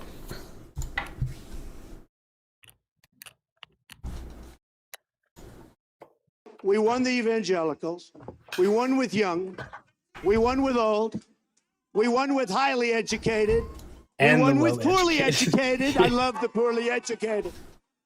Yes, we do. We do love the poorly educated. Maybe that's why he doesn't want smart people to come in. Maybe? Could that be no, it? that's not. But come on, that's not a real take. That's not a You real think take. that he doesn't love the poorly educated? No, he does. A lot of them voted for him. I mean, we're talking about it right now. You got the Look, so we know for a fact, this is like demonstrated across, this is like the most obvious of obvious things. The more educated you are, the less likely you are to vote for the right wing. That's just like a demographic fact in the United States. So if your goal is to maintain political power, ensuring that the highly educated are a smaller population, that's a good means to that end, right? Yeah, but what we're talking about is like how many people take the grants, go to yeah, those are the go to highly grad educated school. people. No, but how many people go to grad school, like average a year? I think like 10% of the population has a master's degree. Probably a very small amount, right? I think like 10% of the population has a master's degree. No, I mean like coming abroad.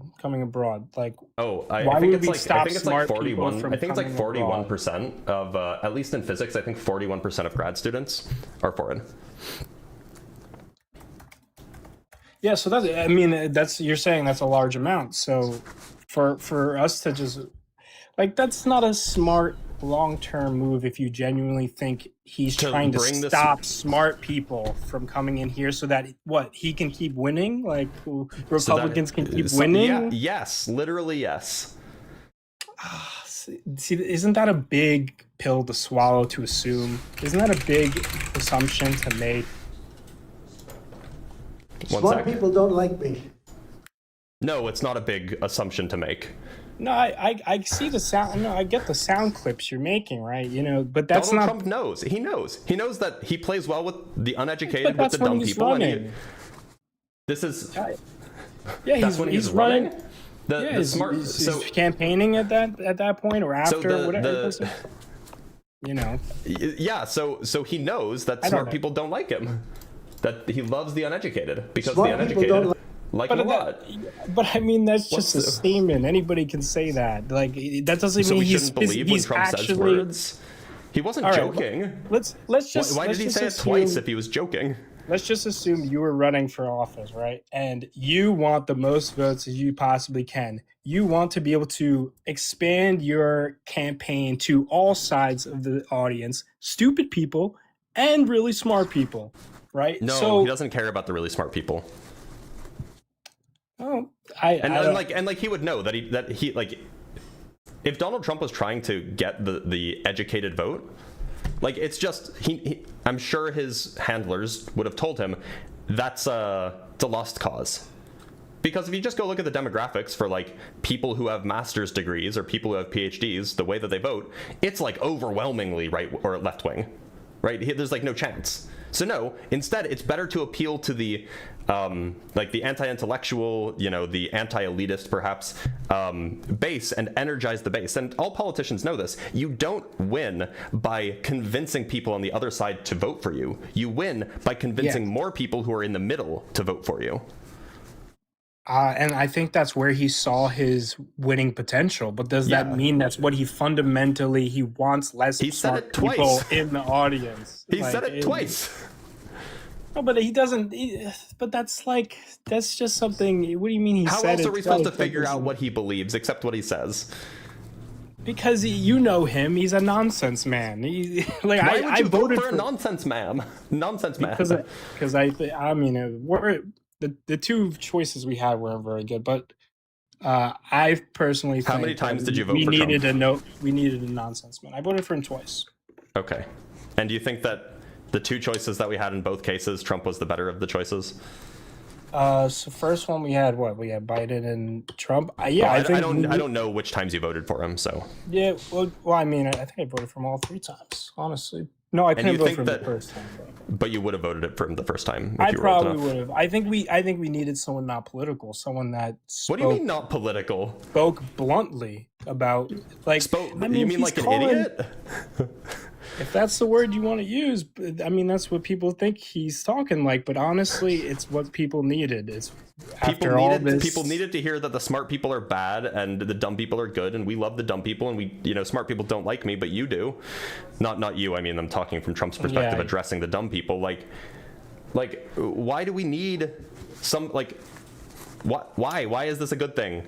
Because I think politics, people were tired of political Smart political people? engagement. No, Is just this just like idiocracy? What are we doing? I mean, listen, if anybody, I don't know anybody in the chat who's MAGA, but you know that when you see Trump, it's almost like we're watching a reality TV show, and it kind Why of would you puts want things. that? I don't know. It's because I believe him more. Like I So trust wait, you him believe more. him more? Smart I people don't trust like him me. more. I love the uneducated. Those were his words. But you're saying, oh, he's a nonsense man.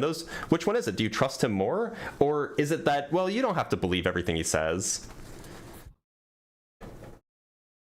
One he is. If I'm surprised he said the uneducated love me. Like that's true. The uneducated probably do love him. The stupid hicks on the rednecks that are like think the world's flat. Yeah, they probably love him because they're not going to love the people who are like going against. Look, so Flats, you seem like actually like a fairly smart guy, all things considered, and I do appreciate that about you. Like you're a normal guy. The chat doesn't agree. Well, the chat's always going to be mean anyway. But my point is that like, do you? Look, we vote for a lot of reasons, but generally when you vote for something, you're voting for something about a person. So all of the people that you think are dumb, they're also voting for the same guy that you're voting for. Shouldn't that give you pause? Yes and no. I mean, he fits the role for those stupid people to like, right? Because to them, he's almost like them. He's a blunt speaking guy who speaks nonsense sometimes and will say curse words on live television, right? So he's like them. He fits that perspective. But where I feel, well, I mean, they feel like they can be more. If they were going to choose a side, like they're not going to choose Kamala Harris over Donald Trump, right? Like he's more outspoken. He fits their vibe better. But as for me, it was strictly like political, how blunt he is, like no nonsense, like immigration, like those things, like so you how said he treats foreign relations. Just to be clear, so you mentioned a whole bunch of like non-political things, and then you mentioned immigration and foreign affairs. So it sounds like those are the reasons you voted for him. Those are the major reasons on top of. So I mean, regarding honestly, foreign affairs has to be. comical. So okay, well, I think voting for somebody because they're funny is probably not a good idea, but you know, maybe. I mean, if you wanted a reason as to why I voted for like him person, you know. So like, let's just as a brief thing, has he done what you wanted him to do regarding foreign affairs? I think he's standing on Israel, which no president has been able to do. Standing on? I don't know what that means. He's like no nonsense, no BS. You mean that he's like doing whatever Netanyahu wants him to do, kind of? Sure, but it aligns with our interests as well. So. But so like you were looking, you wanted America to get involved in another war in the Middle East.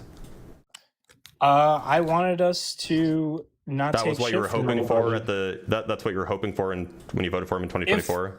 That there would be another war in the Middle East. If they bomb one of our allies, yeah, we should bomb them too. I mean, they constantly scream death to America. You know, they don't like westernized ideas. I don't have a problem with us taking out half of their military. Why did he campaign on no new wars? Oh, because it's a good thought, you know. So, but you Everybody were like, loves yeah, you don't No, want. So when you were listening to his campaign, you weren't like, well, I know he's saying no new wars, but he's gonna give us new wars, and that's good. No, that's not what I heard him say that, and I was like, we might get into a war if something happens. Like him saying no new wars, that gets the stupid people to agree with him. We didn't have to be in. We're now in a months-long campaign in Iran, right?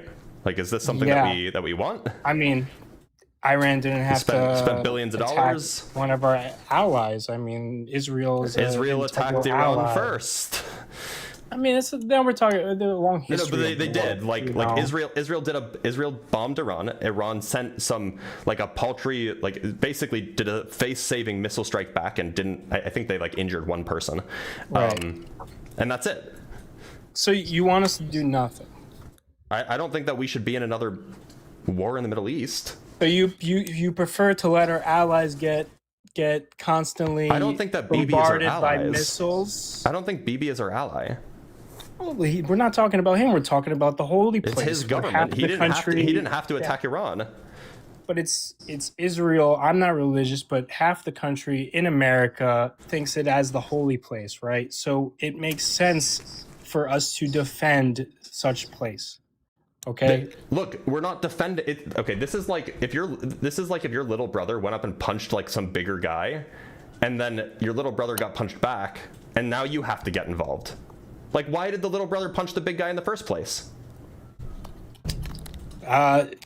Well, yeah, Why we could was that argue necessary? that. Like We could argue if that all day, maybe if your but little what- brother picks a fight with some big guy, maybe your little brother needs to learn a lesson that you don't pick fights. Yeah, no, we could argue that all day. And I mean, isn't that what Trump and what they have publicly been saying recently is that they're getting tired of Netanyahu and like this whole nonsense? Like they're getting And yet tired we're of it. And So yet we're still in Iran. Right, but I mean, Iran is not, they're not innocent either, okay? They do a lot of bad shit and they Yeah, pardon my half the French, world is yeah. that way. Do you want us to be the world police? That's what we were for hundreds of years. We've been No, the world police for a we were long the world time. police for like 30 years, between the 80s and the early and the 2010s. Oh, we could debate if we want to be the world police. If it was up to me, Is that the foreign policy that you want?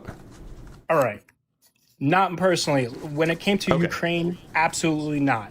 But I mean, course. were you there talking about that? Probably Yeah, not. I was.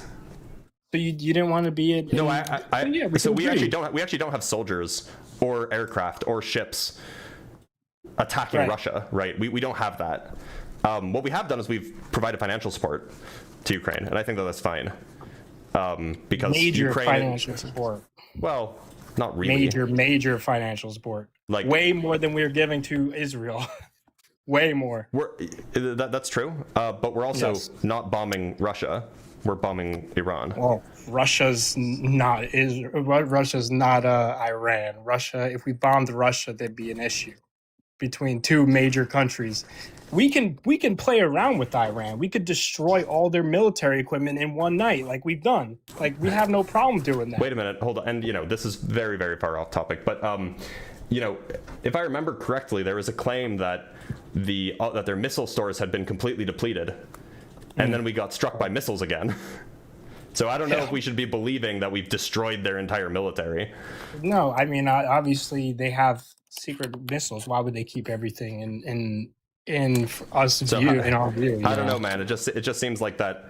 So look, if I had asked you a year and a half ago, perhaps, whether or not we should get involved in a war in the Middle East, in Iran, I could pay you. I would bet you money that you would have said no. I probably would have said no, but But the only reason you're supporting it now is because Trump did it. no, I see if the problem I had with the Ukraine with Biden is that we had no involvement prior. We signed the Budapest Memorandum. Yeah, but Ukraine itself and Russia, like You know what the they didn't Budapest really have Memorandum a was problem about? with us. It was wasn't it a deal between Ukraine and It was Ukraine, the United States, Russia, and one other country. I don't remember which one. And there was also similar agreements in like Kazakhstan. And the point was if the Ukrainians agreed to give up their nuclear weapons and give them back to Russia, then the signatories of the Budapest Memorandum would agree to defend that country from foreign invasion. So if we were That was like obliged an to international. defend, right? We signed that. The Americans signed that. Right. Did we have to send so much, and did it have to take like be so long? like so far this Iran war We're quote, unquote, legally is obligated to, nothing. yeah. And we don't have but you don't feel we have an obligation to defend Israel? No, there's no treaty that requires that. But I mean, least not as far knowing as I that know. half the country, Also, knowing that we're not half the defending them. country We're is attacking a country that they attacked. Yeah, a country who's not very nice. Yeah, lots of countries aren't very nice. That doesn't mean that This you one in attack all of them. particular, this one in particular is not very nice to America. Lots of countries are specifically. not very nice to America. That doesn't mean that you attack Wait. all of them. This was one of the worst. This is one of the worst. So so God forbid we Why hasn't help, the U.S. invaded North Korea then? because North Korea has done nothing to us, and we actually have a peace. Sorry, Trump went over what did there, Iran and do to us? they've had peace. What did Iran do to us? It's what their government says they're going to do to us mostly. And Wait, I sorry. mean, What do you think North Korea says about the American government or about the West in general? Like, I don't know, man. Well, like listen, in 2016, if you remember, there was a big issue with North Korea. They thought we were going to nuke them. Trump went over there, first president in history, first person in history to go over there, and they actually had a talk. They talked it out. And since then, have you heard a peep from North Korea? No, nothing, nada. Since he went over there. So yeah, there was an issue. So with why didn't he do that in Iran? He's going to go to Iran where they have him. He went to North Korea. North Korea, they're not. It's not Iran. I don't know. I don't know where you think. North Korea might actually have nukes. Yeah, they might. Iran they might have doesn't. nukes. We didn't know that. They were getting a lot of uranium. We did know that. Well, the reason they were able to, just to be clear, and again, way off topic, but the reason why they were able to start enriching uranium is because we pulled out of the Iran nuclear deal. Well, Trump did, in particular. Yeah, but you don't think they would have tried to make a nuke out of it? They didn't have the capability to enrich it. Because of the Iran nuclear deal, right? Like they were being monitored. They didn't have that. They only started enriching uranium after we pulled out of it.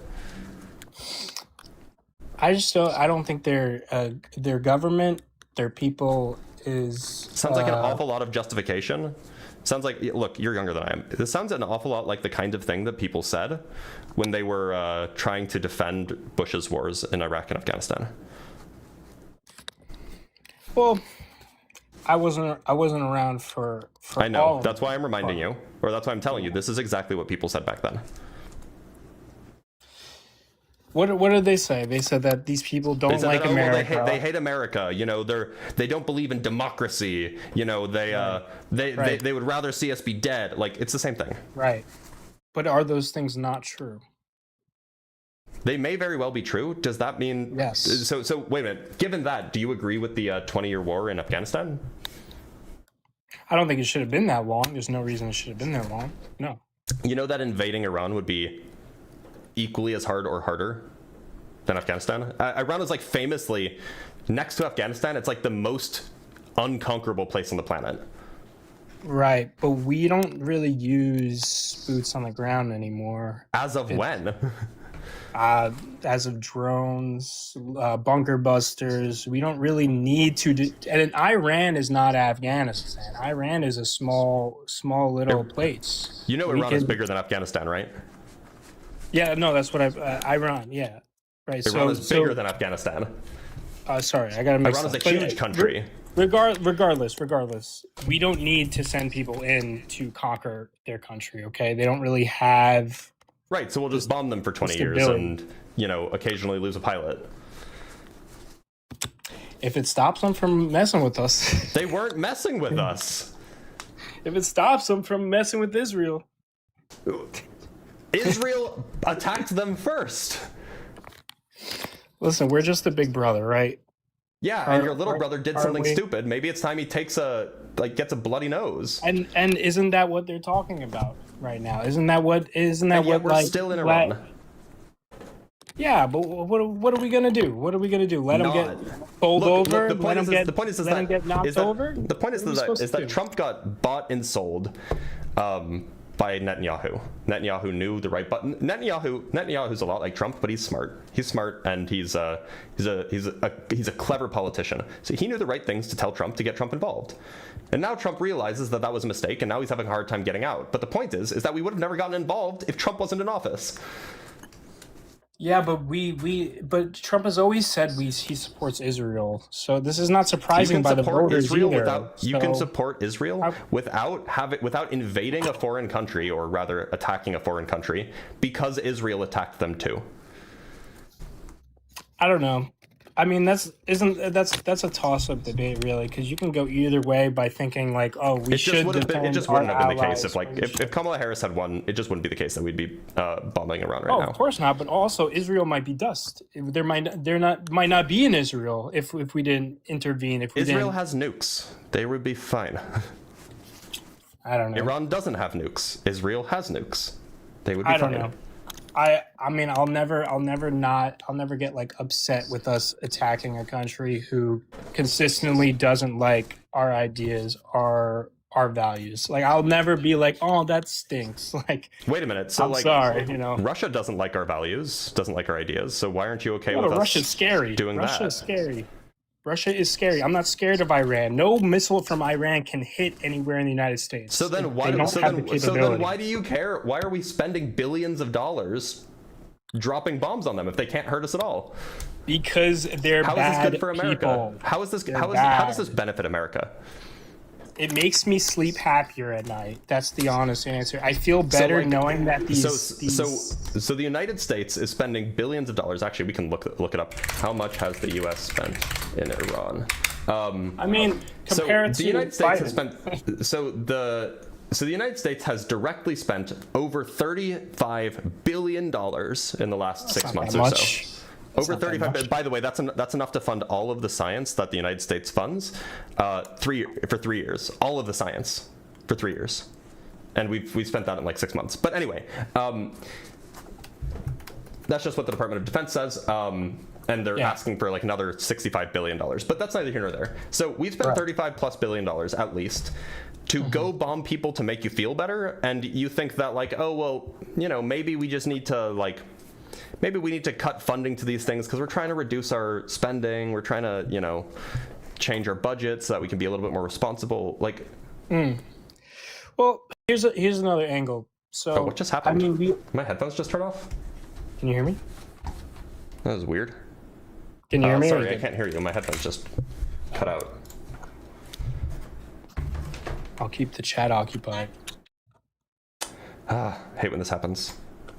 Okay, I can hear you again. That was weird. You can hear me? It was a Bluetooth thing. Anyway, honestly, What was I saying? I think that you should probably reconsider your support for Trump, given A, the just have one science, last- B, the foreign. Yeah, go ahead. What were we just talking about? The spending, funding. the spending $35+ billion on a 6 month war, or not even 6 months. I think the Right. start, So like, and April. like and you saying like he's like being bought by Israel and stuff. I Like, mean, obviously, like do we- Netanyahu do knew we- the right thing to tell him. I mean, you do know that like a lot of officials like we get funded a lot by these countries, and Israel's one of the biggest like they give us a lot of funding, right? So doesn't it just make sense? What Not do you by mean peace they give us a treaty. lot of funding? I forgot what We support specifically. Israel to the tune of a few $1 billion a Right. year, I think.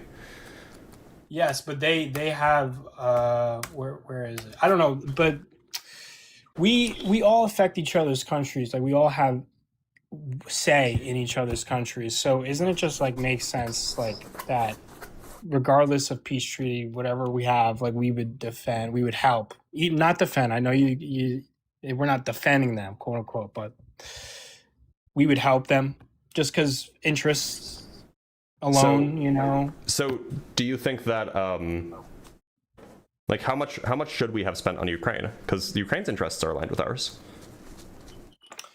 Yeah, but I mean, are they the Holy Land? Does half the country agree, like, believe that they're the Holy Land and like No, it should, they it just should be grow sacred? like half of the world's wheat. Yeah, but I mean, how are you going to get everybody to see the significance of that? You know, like, All right, no, you're gone. You're gone. No, Obviously stupid. Obviously stupid take. They grow half the world's wheat. How are you going to get people to see the significance? Come on. It's like look. You sound like a fairly critical guy when it doesn't come to Trump, but then like when Trump comes up, it's just like your brain turns off. Like, come on. Use your noodle. It might be immigrants, let's be real. From Simeon Urchin with the $2, officially leaving the 18 to 24 age bracket today. Well, congratulations, I'm so proud of you. From Spaghetti with the $5, I'm MAGA, but I'm not anti-science. So you're just racist, cruel, and xenophobic as a character trait, not a religious reason? Oof. Yeah, so what that makes it sound like, I mean, he gave the two reasons. It's immigration and foreign policy. And the foreign policy that he's okay with is the foreign policy that is bombing other countries And the other thing is immigration. He just wants to keep America for Americans, which, you know, like, I don't know, I'm not going to be as quick to say as racist and xenophobic, but like, those are the kinds of things that racist and xenophobic people say. From Hotep Nefer Ra with the two Canuck bucks, science and logic and love versus religion and war and myths. There we go. What is the Vulcan saying? Vulcan saying, what is it? Infinite diversity and infinite combinations, super based. From Wiz Nilly P with the $5, Michelle Thaler was on Star Talk. She gives a first-hand account of the effects of cuts on NASA specifically. It's right at the beginning of the pod. Interesting. Yeah, you guys should check it out. From Empiricist with the $5, I love when my oncologists have a healthy split on whether cancer is good for you or not. This promotes good outcomes for patients, right? Isn't it super good? Super Saiyan in Solid Snack with the $10. Do you have any comment on Dave Farina's extended crash out on Israel and Destiny? I think having a mentally unwell person like Dave in the community is extremely harmful. Yeah, so I was wondering, like, so he's made a lot of stuff about like a lot of his content generally is really good, but it seems like, and I don't watch this stuff a lot, but I've seen some of his stuff, and it seems like in places where it's probably not relevant, he like talks about Israel a lot lately. And I was very confused about this, so I actually Googled it. It turns out his wife is Palestinian, right? So like, I can understand why he would crash out. Like, I can understand, like, when somebody you care has been so heavily affected, I can understand it. That said, I don't think it's good for his brand, right? I don't think it's good for like, especially because like his whole thing is like he's Mr. Logic, right? He's like Mr. Logic, facts, objectivity. But like some of the things that he's saying are like very emotionally driven. Now they're not necessarily false, but like, I don't know, man. Like, should he really be doing that if he wants to keep his brand of like Mr. Science? Like, it makes a lot. It makes a lot of sense, and I can understand where he's coming from. But like, I don't know. Don't make an hour-and-a-half video about like some political commentator because the political commentator talked about you on, like, I don't know. It was also like it seems like he hasn't looked at any of the stuff critically. Like, there's a lot of critiques that you can make of Israel and like very good justifications for thinking that Israel is like an apartheid state and all these things, right? But like he started doing like I did see one clip, and you know, it's just a clip, so who knows, but I did see one clip where he was doing like the Jews are just Europeans trope, which is like that's really not true. So yeah, I would have expected better from him, at least in that regard. Like, don't do the go back where you came from, Jews are just Europeans, you know, they're trying to suppress this. Like, that's, maybe Destiny deserved it. I didn't watch the clip, but it's just like a lot of the talking, like, look, okay, so, and you know, we're being political here because this is what we're doing. I sympathize a lot with a lot of the pro-Palestinian points. I think that like a lot of what Israel has done has been atrocious, like horrifying. And so generally, that is the side that I take. There is a small segment of the pro-Palestinian side that also just does like conspiracy theories, right? And like, you can do one without the other, and you shouldn't do the memes, right? Don't do the memes.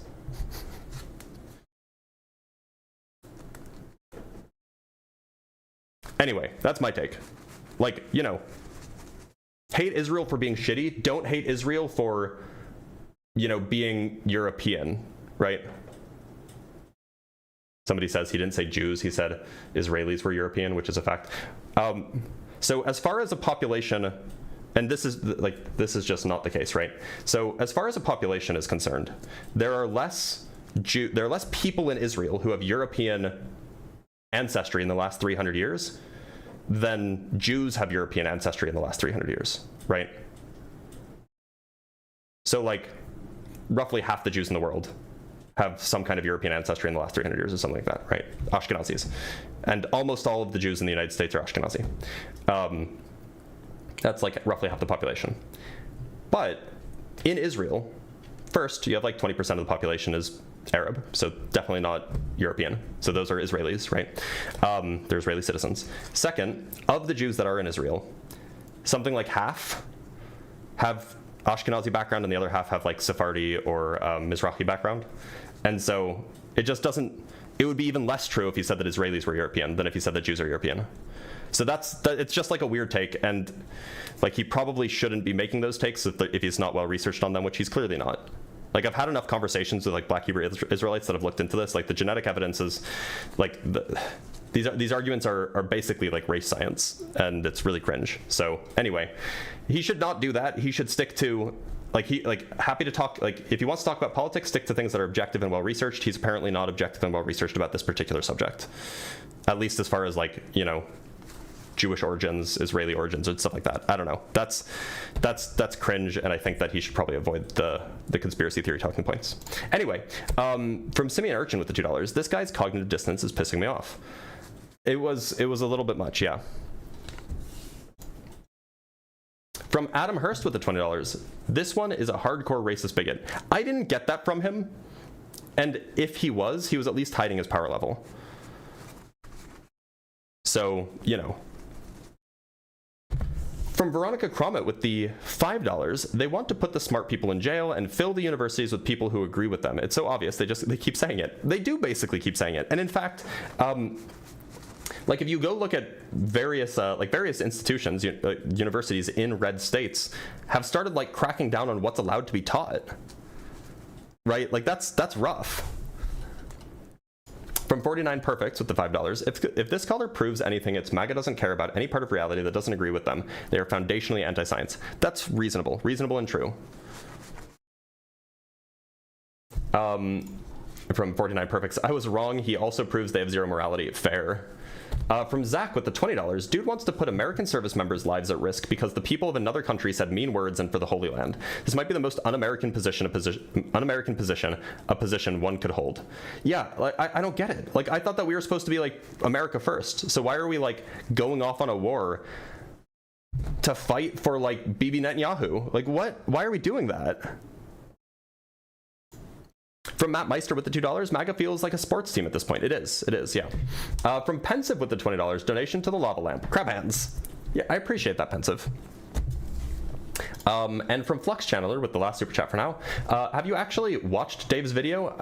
I think if your criticism of him here is that he shouldn't be speaking on something outside of his wheelhouse, I watched like the first half and I didn't have time to finish. I watched the first half and like the last third, so I did watch a big chunk of it.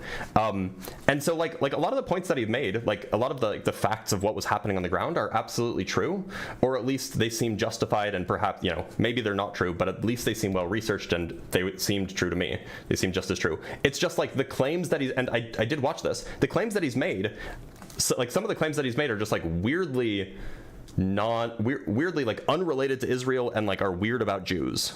And like, look, that hits me hard. I'm Jewish. So like, of course I'm going to be sensitive to that. And of course you should listen to Jewish people when they say this guy's something sus about this, right?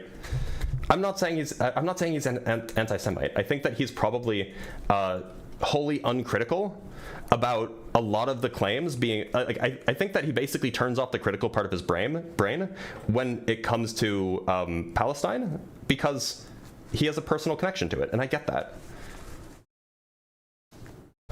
From Waftcast with the $2, if atheism really happened, where are nothing fossil? That's a good bit.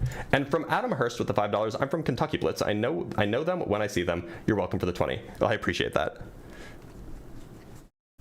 And look, now I'm gonna start like there's gonna be like a whole argument between like there's gonna be like a whole Israel-Palestine thing in the comments at this point. Just like, you have a personal connection? Yeah. So like when somebody says something that like has like anti-Semitic undertones, I'm definitely going to have an ear to it, and I'll be like, oh yeah, that's suspicious. I definitely have a personal connection. That's why I'm sensitive to it, which is the same reason why I can understand why Dave is sensitive to, the atrocities and the grotesque things happening in Palestine, right? Like I can 100% understand the sensitivity, right? All I'm saying is that because he's sensitive to it, he's let that affect his judgment with regards to, other things that probably aren't appropriate. That's the criticism here. I'm not saying that he's a bad person. Anyway, let's see if we have some guests. We do have a guest. Dave Smith. Is that the Dave Smith? Wait, no. I don't know. Let's bring up Dave Smith. Dave Smith, how's it going?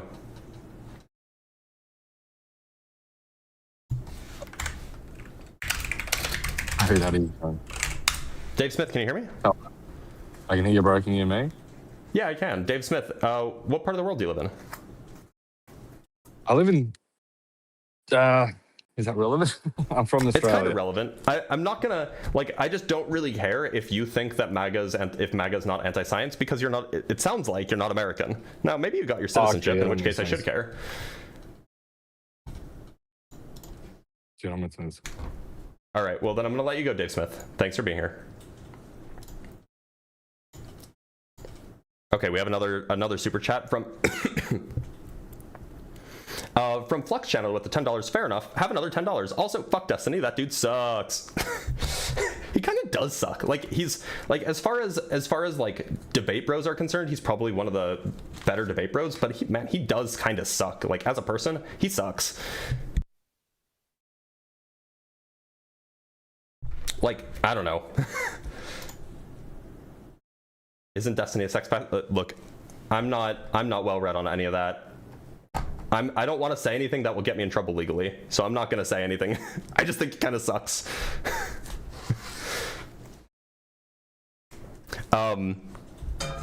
Anyway, so we currently have no guests in the guest box. We have another hour left in the last stream. 1 second, I'm gonna drink some water.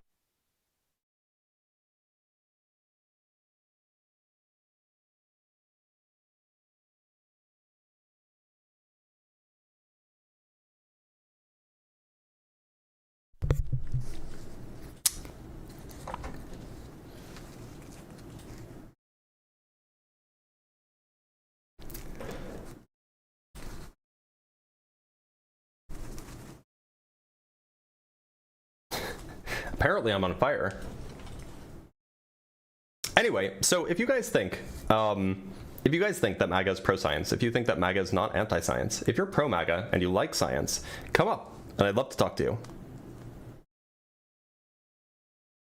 Because otherwise, it just seems like all of the pro-MAGA people are just not. Fix the mic again. What happened to the mic? Did something happen to the mic? Fix the mic gain. Testing, 1, 2, 3, testing. Okay, it seems like it's fine. Oh, I need to turn it down maybe? Would you ever do a collab video with Professor Dave? Yeah, probably. I mean, we talked about collaborating like a year ago. He wanted to, but I just didn't have the time to, you know, he basically wanted me to help him write a script on relativity for like a course that he wanted to do. I just didn't have the time for it.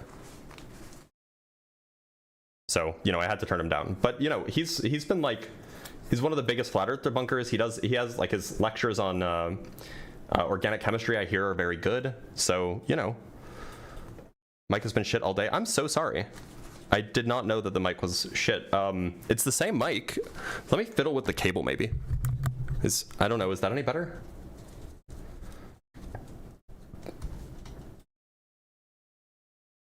Maybe that's better.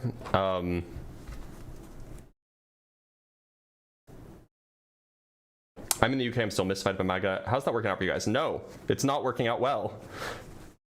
I don't think the mic has been. Oh, okay. It's a TikTok issue. Okay, that I can maybe fix on TikTok then directly. What if I do that? Is that any better? Maybe. Huh. Weird. Well, we do have a guest. Tai the cat. Tai the cat. How's it going? Hey, it's good. I want to talk about what you meant by like MAGA is anti-science. I'm not MAGA at all. I just wanted to get your opinion. I don't really know what that means. Yeah, what it means is that the people who call themselves MAGA tend to reject the scientific consensus more frequently than the rest of the general population when the scientific consensus that they're rejecting is politically inconvenient. And MAGA policymakers like Trump, like the administration, like Congress, these policymakers implement policies and implement rules that are hurting our ability to conduct science about those things that are politically inconvenient for them. And it seems like they're doing it intentionally. That's what I mean. Oh yeah, thank you. That's all I wanted to know. Of course. Thanks for being here. Well, since all of the MAGA is running away fearfully, which is, you know, unfortunate and rough. Sorry, I just want to double check something on Discord. Oh, have I not been? Ooh.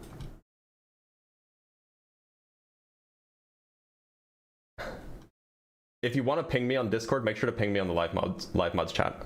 From Beebs U2B with the $5. Listening to these guys say, meh, they'll fix it, while experiencing all the fallout of science damaging policies irks me, to put it mildly. Yeah, like, okay, maybe they will fix it. Why not just not do it? Right? Just don't do the thing that makes it so it needs to be fixed. And to be clear, he never did give me a reason why it's dangerous for students to stay for however long they're going to stay for, right?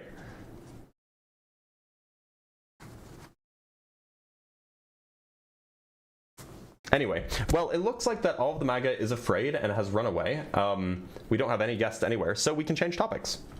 Because, you know, that always works. So let us just kind of broaden the scope a little bit. Let's broaden it. You know, broaden it.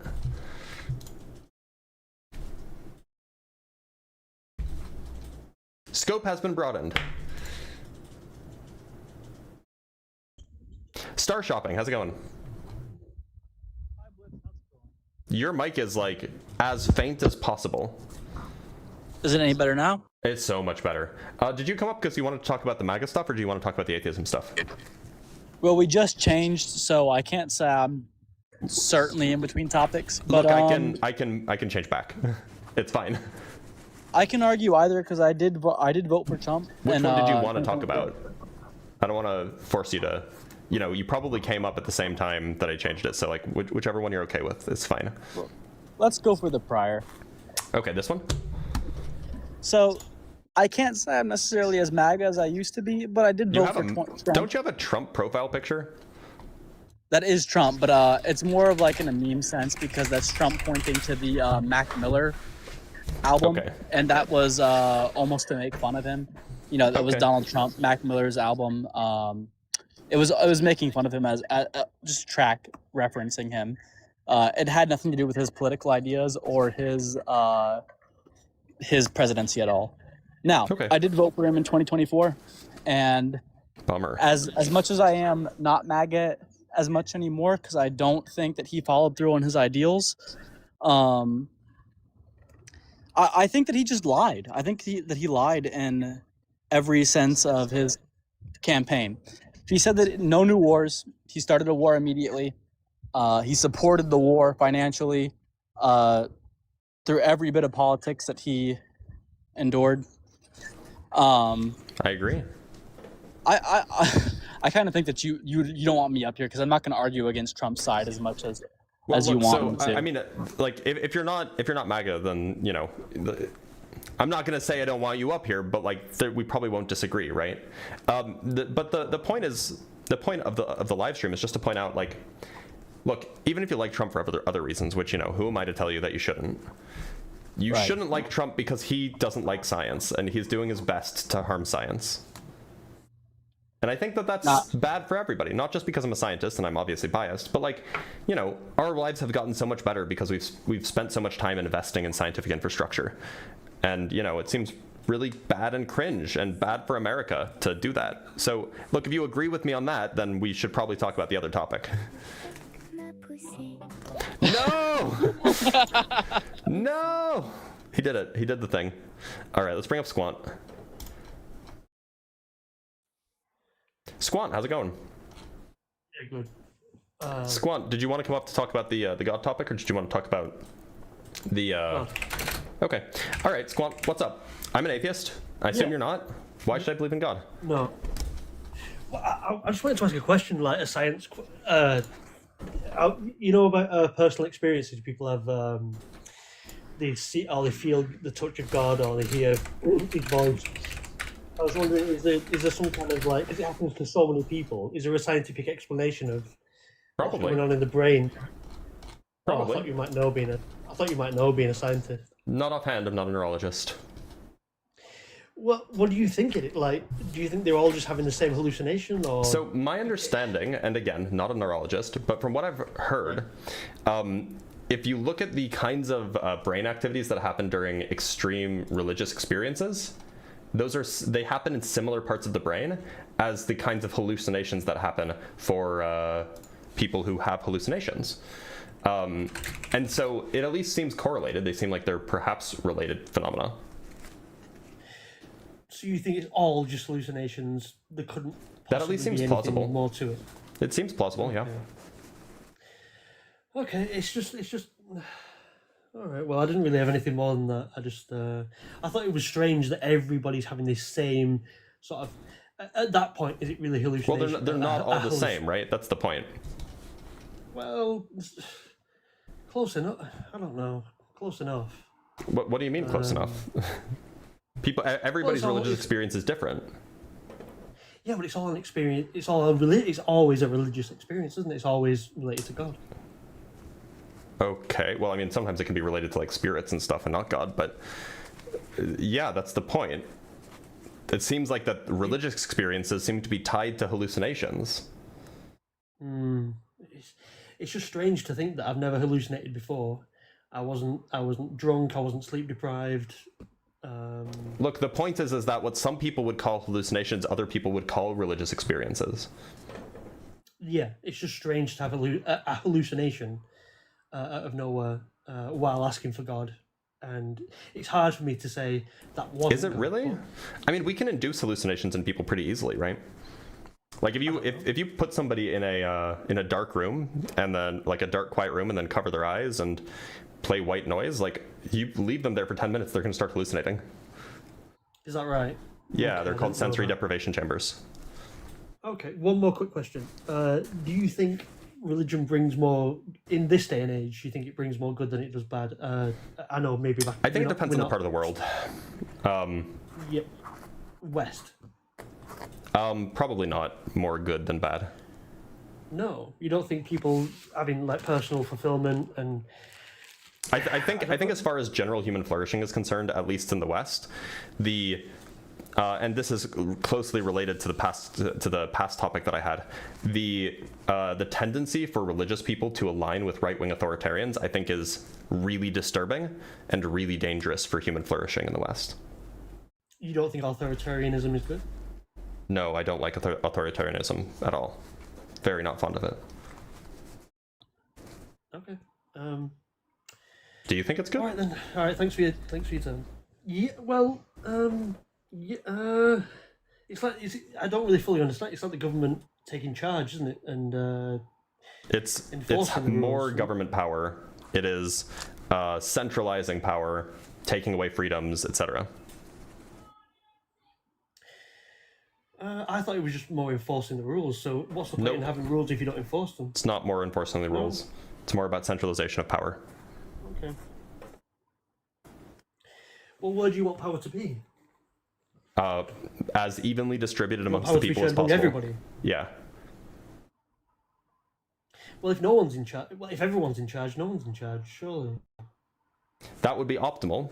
I'm not an anarchist. I just would like to avoid centralizing power, especially in the hands of Christian nationalists.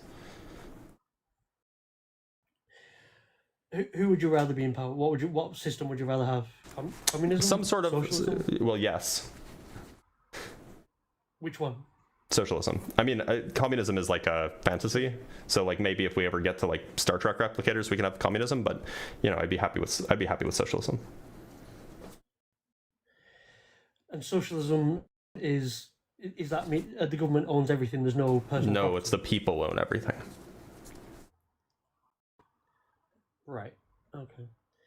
All right. Well, thanks for your time. I think you've answered. Of course. Thanks for being here. Thanks a lot. Make of that what you will. All right, let's talk to JP29A.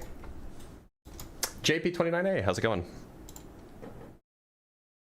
Hey, yeah, it's good. I'm good. Yeah, thank you. Glad to hear it. So, JP, do you believe in God? Do I believe in God? I mean, not in a traditional sense. Sorry? Not in a traditional sense. I'm just making sure I'm coming through okay. Yeah, you are coming through okay. What do you mean by traditional sense? Like I don't believe in like the Abrahamic God, like the idea okay, but of you a creator do believe God, in a being creator that, of the, so you don't believe in a creator existence kind of thing. You don't believe in a creator? Not in a creator God. Okay. So when you say God, what do you mean? When I say God, what do I mean? I think I mean like the concept of the metaphysical. I do believe in the metaphysical, right? In like metaphysical a is structure just- beyond. But the metaphysical Yeah, doesn't like mean a that, logic. that a God exists, right? Well, I mean, in the sense of a like a domain that exists beyond the empirical world that underlies the empirical world, like a sort of the Platonic domain of mathematics, but- like that's permanent But and you has can be always that existed. and be an atheist as well. Yeah, sure. Well, I mean, if you define atheism relative to Abrahamism and No, that you type of a define God, atheism sure. relative to a God, not relative to metaphysics. Well, see, I believe that you can define God in terms of Leibniz's monadology, basically, where he posited, these monads as, oh, well, I mean, if you extend it, I mean, he did have an Abrahamic bent to it, but if you simply extend or extrapolate his monadology, you end up with uncreated immortal souls as the basis of existence, and so anything that is uncreated and But that immortal, doesn't- and that's this not problem comes up. necessarily a God, right? Well, you would the, just the define word, the it word that just way. means something in English, right? You would just define it that way. Something that's immortal and uncreated, you would define Okay. like Then in that it's a sense, and that resolves but then the. this is a that semantic resolves the dispute. problem Then of it's the not a meaningful abstract. dispute. So I'm going to let you go. He doesn't believe in a God in the sense that, people use the word. So, not much to talk about. Ghost Host, you are currently on the show. How's it going?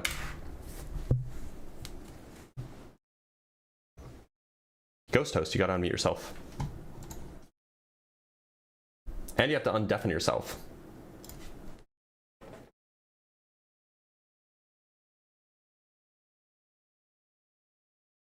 There you go. Are you hearing me? I can hear you. Ghost Host, how is it going? I'm chilling. How you doing? I'm doing all right. Ghost Host, do you believe in God? I do. I might be similar to the last dude, and you might say we're not disagreeing enough. Yeah. You had a problem with him using the monadology like that. You're saying that doesn't count as a god because it's not a what creator. people mean. It's just not what people mean.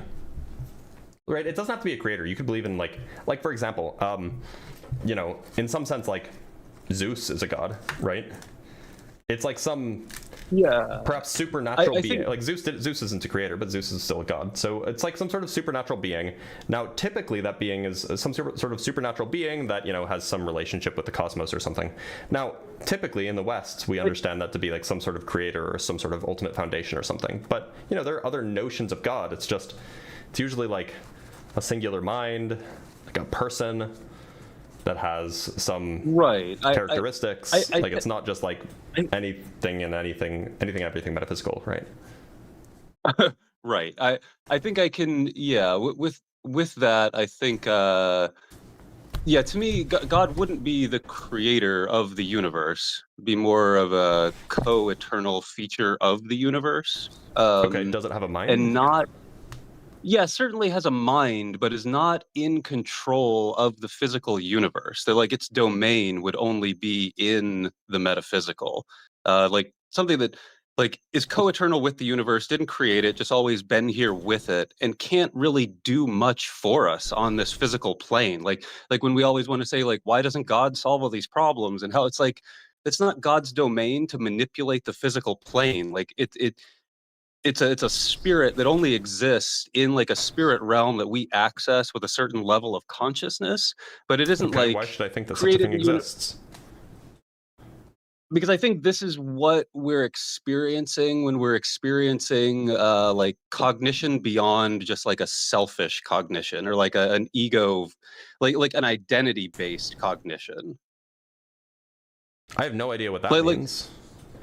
Well, like there's cognition that's like, I and me, stuff like that. And then there's like a conception of self that's a little bit more holistic, like an understanding that like we're not like we're inextricable from the cosmos. Like it's like this idea of an I or a me that's like separate and lives in the cosmos is kind of silly. Like you're a part of it. Like whether so this idea of like even speaking from kind of like a Buddhist thing, like to say I is a little bit silly, Sure, but what does that have to do with like this mind that is co-eternal with the universe? Like how are those two things related? That's what I think when we're operating at our best, that's what we're accessing is like the universal mind that realizes like we're all breathing the same air, drinking the same water since 5 billion years ago, that like there isn't really a separate identity. Right, but and why that, like, should I think that that's true?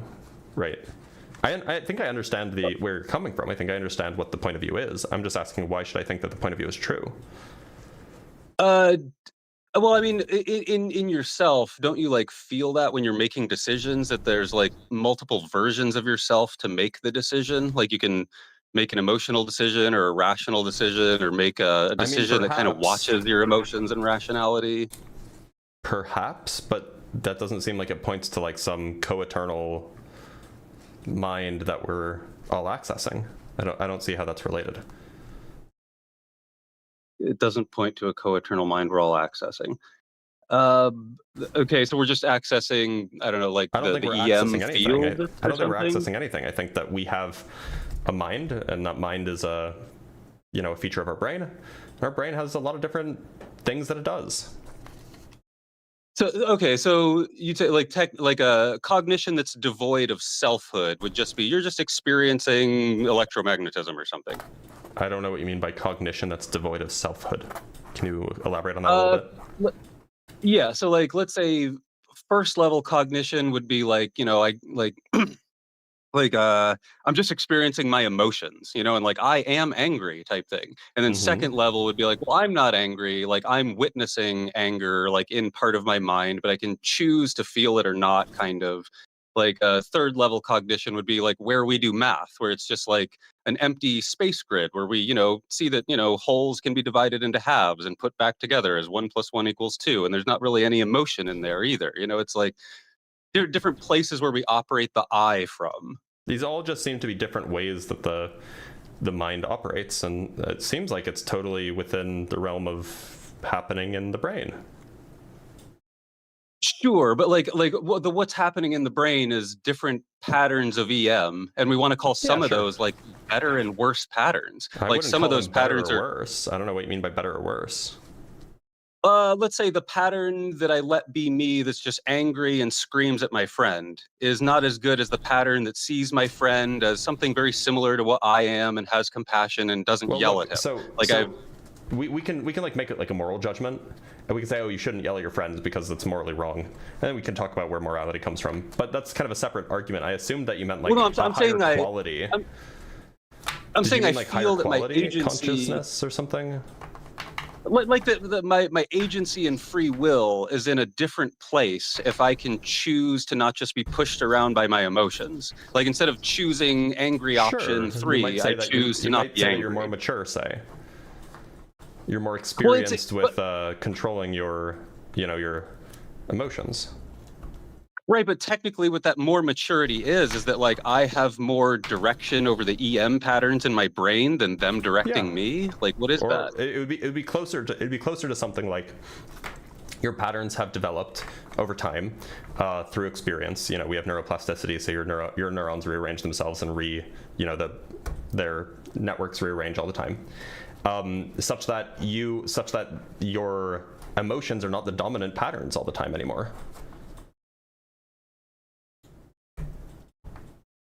But isn't that a different version of self? Like, I don't see isn't the agent different? It's just a different mental state, but it's still the same mind. Let's say if I existed in the compassionate mental state for a full decade, like wouldn't that seem like a different me than the one that just gets angry and picks option 3 of angry options all the like we'd say like that's a different agent. Maybe. So there's a question about continuity over time, and like how do we explain continuity over time? And I think that unless you have, I think that probably like a physical explanation for continuity of identity over time is probably more justified than anything else, because at least with a physical explanation for consciousness and for identity and these kinds of things, at least there is a physical thing that's continuous, namely the brain.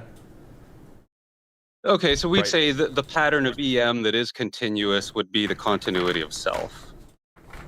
Yeah, sure. So if I go brain, under for surgery, which isn't EM. Right, okay. The physical brain, is a geometry of what? Quarks, I guess, at its fundamentals? Yeah, sure. Quarks and leptons.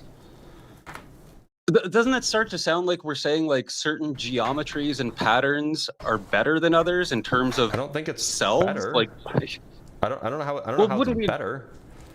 By what well, standard wouldn't the is it less, better? let's say there's a compassionate self and there's a violent self. The one that doesn't go towards the violent, emotional, physiological reaction of just being an animal. Like that's the lesser pattern that we don't want to Why be. is We it want to be the lesser?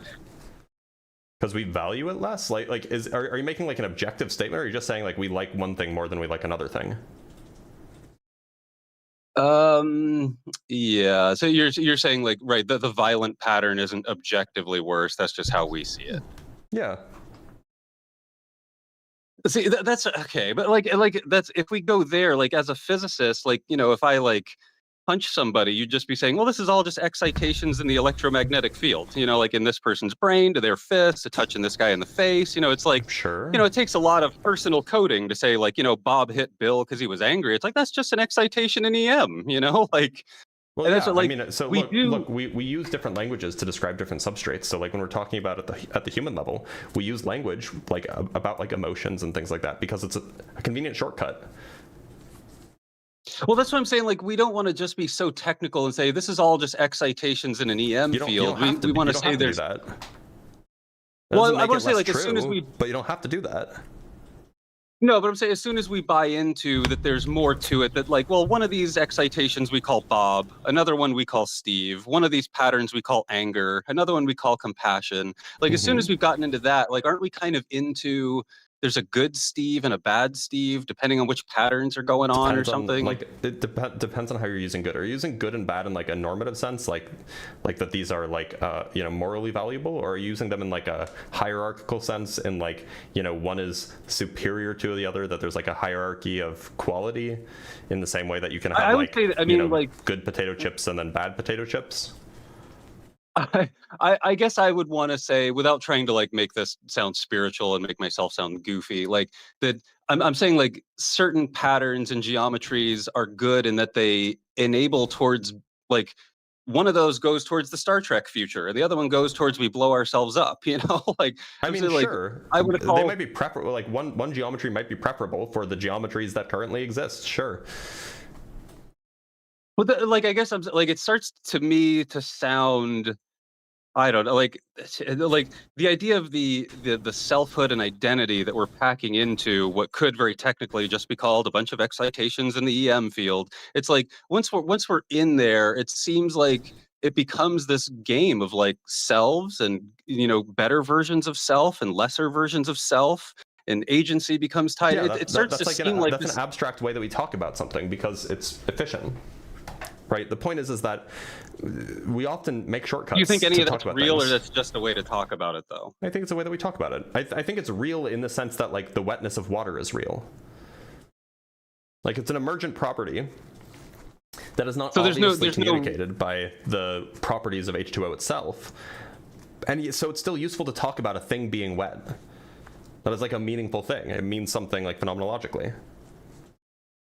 I guess what I'm wanting is like that you know, and you can just say you're just wanting this, and that's fine. Like, is it like the pattern of EM that I'd call a certain person that recognizes like that they are unified, like, you know, like the Indians say, like seeing the self in other, you know, like that's the goal, is to like look at another person and see like, you know, fundamentally we're the same thing, you know, like we're both an excitation in the EM field and geometries of quarks or something. Like the self and agency that operates from that level.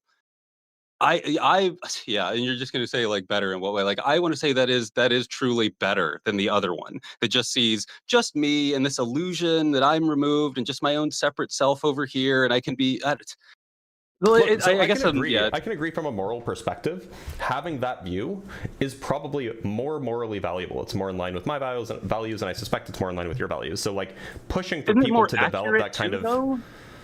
It depends on it depends on what we're talking about. Like at the scale of like quarks and leptons, yeah, sure, it's more accurate. But at the scale of like human society, not really. Well, I mean, even at the scale of like, you know, I take a breath, you take a breath, we're all needing like the EM exchange from the oxygen. Like we're all, you know, absorbing the same sunlight. It's like, you know, we're all eating the grass that eats the sunlight that eats, you know, it's like it's hard for me to see that there's any other way to see it other than like I am the same thing as everything else around me. Like the Carl Sagan thing, like, every bit of calcium in your teeth came out of a star. It's like, it's all one thing. And the more you can operate your agency from that accurate perspective of what the cosmos is, you're being a better agent in the cosmos. Well, again, the thing with quality assertions like better or worse, I think that these are probably subjective assessments. Now, you can have subjective assessments. I don't mind that. I think that morality generally is subjective anyway. But my point is that, like, I don't think this is an intrinsic part of reality. I think that there is, Well, but the symmetries are an intrinsic part of reality, right? Like, the nether symmetries, like, like things have to be in balance. I'm talking about the better versus worse identities. I don't think that those are intrinsic to reality. Well, I'm trying to build better and worse off of. I don't think reality knows, or reality has a sense of what's better or worse as far as like the way that we could self-conceive. Would an agent who seems to recognize like a respect for universal symmetries be in a better category? Am I making that too romanticized? I bet. Well, okay, maybe. But the point is that better to me sounds like a human conceived subjective conception, which is fine, but it's not a fundamental feature of reality. It's subjective. I feel that reality responds to us though when like. I'm not trying to say in like a floofy karmic way or something, but like that, like, I don't know, like as we act and let's say, we entangle ourselves into stuff by interacting with it, that like those chosen entanglements do play out differently in our lives, that like we do build like a moral existence from just respecting the universal symmetries. I don't know if that's true. I don't know what it means to respect the universal symmetries either. But look, I don't know where we're going with this. I think I'm going to call it here. Yeah. Because I'm not sure. I'm trying to get to the there's something, like that it's whatever this selfhood is slightly epiphenomenal of just being an EM pattern in geometry. Sure. And then like when we operate agency from that space, we do more than just the reptiles eating each other. Like it's more than just I think that's a mistake. I don't know. I think that thinking that we're somehow higher or better than reptiles or, fish or whatever, I think that that's a mistake. That could be completely right. All right. I can't say I know differently. So, all right. Thanks, man. Thanks for being here. Take care. He was plenty corrigible. Is that the right word? Hello, sir. I would like to debate your opinion. How old are you? Right now, 19. Birthday 2007. I got a baby voice. I'm sorry. It's not my fault. But what is one major theme of To Kill a Mockingbird? I never watched that. It's a fucking book.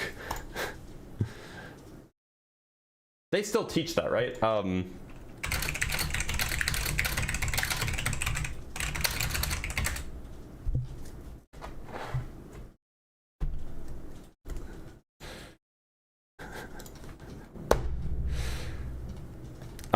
From Gurain with the $5. Not trying to make myself sound goofy, buddy. It's far too late for that. That's fair. It is. I guess it is a movie. I don't think I ever watched the movie. From Joe White with the $5. Why do people need morality and value to be supported at the level of components? Yeah, I didn't understand that either.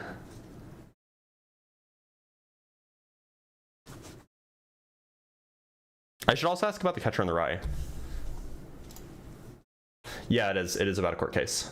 Yeah, Atticus Finch, the good guy lawyer. What's a W2? That's fair too, yeah. What's a W2 is a good one.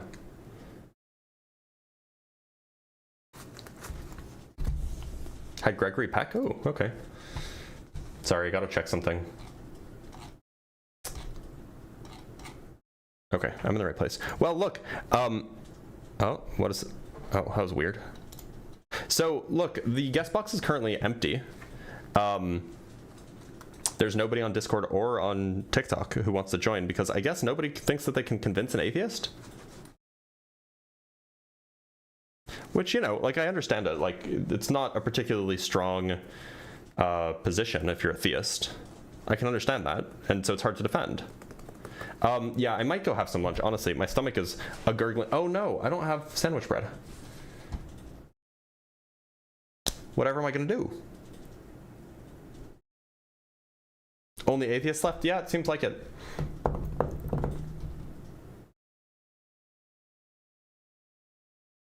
I guess we did win.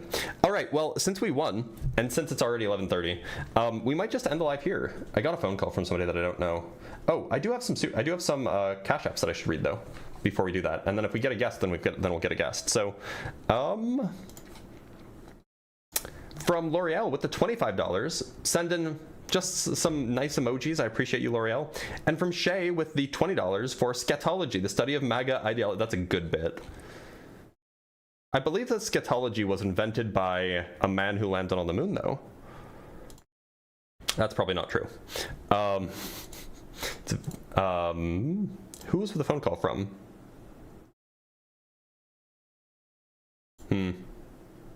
Okay. All right, well, that is everything then. I guess we're going to end the live here because apparently everybody's too afraid. So thank you guys so much for being here. Thank you guys so much for supporting me. I know that we had essentially one quality conversation. Maybe two. But honestly, it was a good... Oh, we have a guest. I lied. We're not ending the live stream here. We have a guest from Joe Builder. Joe Builder, how's it going? Hey, sorry. Let me jump on here. Are you talking about MAGA or only atheists? Honestly, either one's fine. Okay. By the way, you should turn off. There's like some sort of thing going on in the background. A fan. No, it was it was repeating back my words. Okay, yeah, I was listening. Okay, yeah. So, you want me to jump into it? Yeah, which topic? MAGA. Okay, yeah, sure. My thought process here is pretty straightforward. You're not talking MAGA, you're talking conservative versus liberal. When it comes down to it, you end up merging the two and falling back to MAGA, and which is your definition of anti-science, and MAGA makes it hard to defend, but you're really constantly talking about liberal versus conservatism. Well, I have specific polling data about MAGA specifically. But you often like self-identified MAGA Republicans versus non-MAGA Republicans. I thought the Mormon study you often say as an example. No, that wasn't the Mormon study. The Mormon study was just about conservatives and liberals because we don't have specific data on MAGAs and non-MAGA Republicans amongst Mormons, but we do have data on MAGA versus non-MAGA Republicans as far as the views on climate change, for example. But I'm not saying that you've never mentioned that study. I'm saying that you often smuggle in stuff to speak to liberals. Well, liberals. 85% of conservatives in the United States are MAGA. I have no idea. But like what I would say is the vast majority, and okay. when we're talking about MAGA, we're talking about like Trump and Trump's administration because he is the MAGA spokesman, right? He is the king of MAGA. Yeah. So like I'm criticizing people who are conservative and pro-Trump, which is like 85% of them or something like that. Yeah, but I think if you were more honest, you could just sit there and say, conservatives are whatever, descriptor you want on that. I think that's fair. But to put it up behind your screen to say MAGA is anti-science versus a more truthful, which is, is MAGA anti-science false? Because if MAGA is a subset of conservatism and conservatism is anti-science, then it's true that MAGA is anti-science. And I'm not talking about conservatism broadly, because there are plenty of conservatives, not many, but there are plenty of conservatives who are not MAGA. I'm talking specifically about the Trump-supporting conservatives.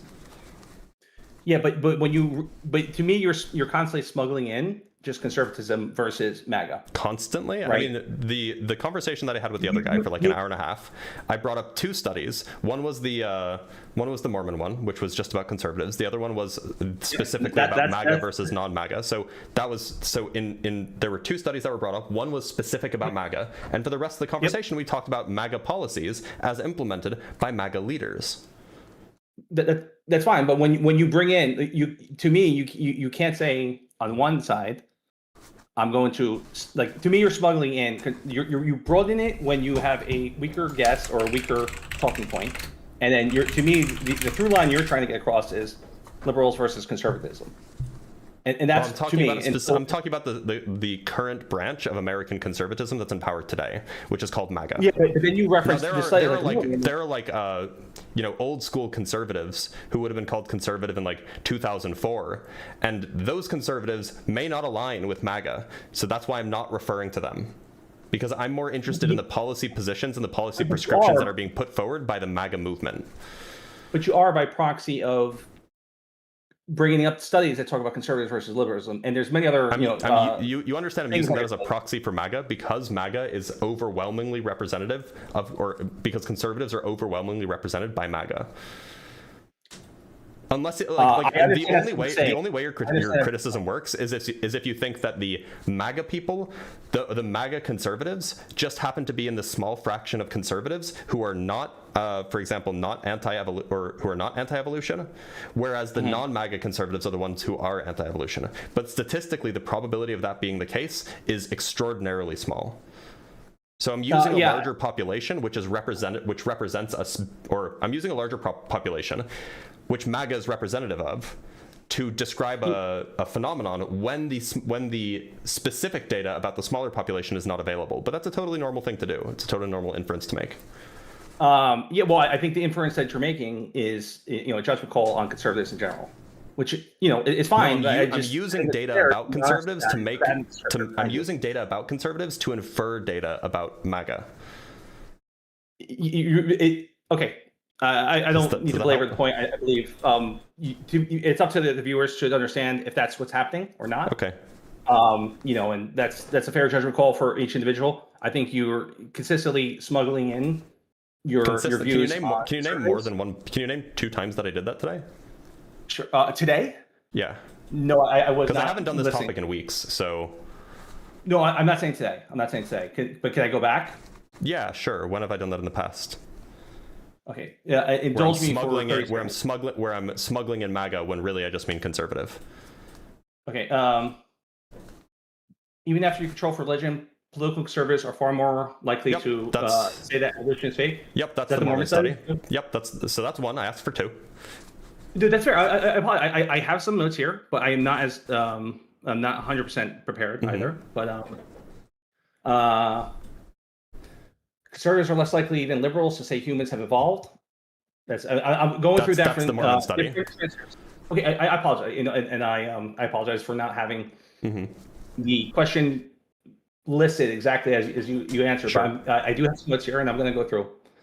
Liberals just trust scientists to accurately report data more than conservatives do. In this, when did I say that? I didn't. Surely I didn't say that today. When did I say that?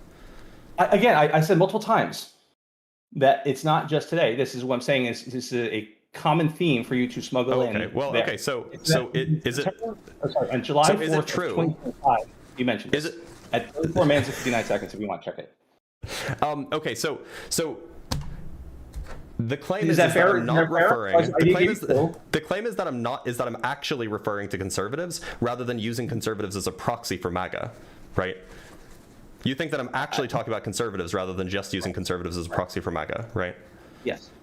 Okay. Yes. So and in some quarters, I think people can make their own judgment call. I'm not offended. How can you know what I'm like? If my argument is about MAGA, then when I bring up conservatives, and it's known that the vast majority of conservatives are MAGA, how could it not be obvious that obviously I'm using conservatives as a proxy for MAGA because we don't have specific data on MAGA versus non-MAGA for a lot of these cases? That seems obvious. Okay, that could be obvious, but that's still you're still making the claim, and then you're expanding. It's an inference, and you're expanding. You're expanding, essentially saying, to quote you, liberals just trust the scientists to be accurate, report more data than conservatives do in statistically significant way. Yep. Okay, so which is fair. That's fair. And as MAGA are a subset, I think it should be reflected in what you're asking. As MAGA is a subset of conservatives, it follows that liberals trust the science more than MAGA does. But then say that in what you're saying. That's all. It's not a very hard concept here. Which is, if you're making a statement that you're making, spell out the inference. Maybe I guess. I thought it was pretty like conservatives are this way, and again, you can see here, I think it's fair to say conservatives are this way. Therefore, we can easily infer that MAGA is also this way. Do you want me to say that every time? No, I just want to be behind behind what you state. Well, I'm to say because I'm not conservative. Look, if I replace MAGA with conservative, the claim would be less true because that's fine. But then in basically every sense of the word, sense of the word, Trump is not conservative, right? But he is MAGA. No, I'm not MAGA. So, but I just find I find what you say to be disingenuous from this. I listen to your other content. I think you're great. I have, that's fine. It's separate from. I don't see how it's disingenuous, but okay, fair enough. Okay. The other thing let's say is the other perspective is you talk about anti-science and you have a very slim definition, but I don't think that even within the liberal movement they are able to. The fact that the liberals are very anti-science in a slightly different definition is rather obvious to me as well. I mean, like you could argue that, I suppose. Fortunately, the live stream is about MAGA, not about liberals. But it's not about MAGA to me. Okay, well, fair enough. I will make the inference that it's not about MAGA. It's about conservatives, and that was kind of my first point, and then which brings to the second point, right? So the first point being that you're really not talking. To me, you're very much making a judgment call on conservatives, and you are not making. No, it's not a judgment call, it's an inference. Right. It's an inference. It's a statistical inference, in fact. That's right. Look, you're very good at what you do. I understand that your chat is going to agree with you. It's for others to agree or disagree. That's fine. But then the second point to me is just on what you define on anti-science in your pre-canned statement. It's very indefensible, but I think if you would definition? Do you have a better definition for a political movement to be anti-science? Because if you have one, I'm all ears.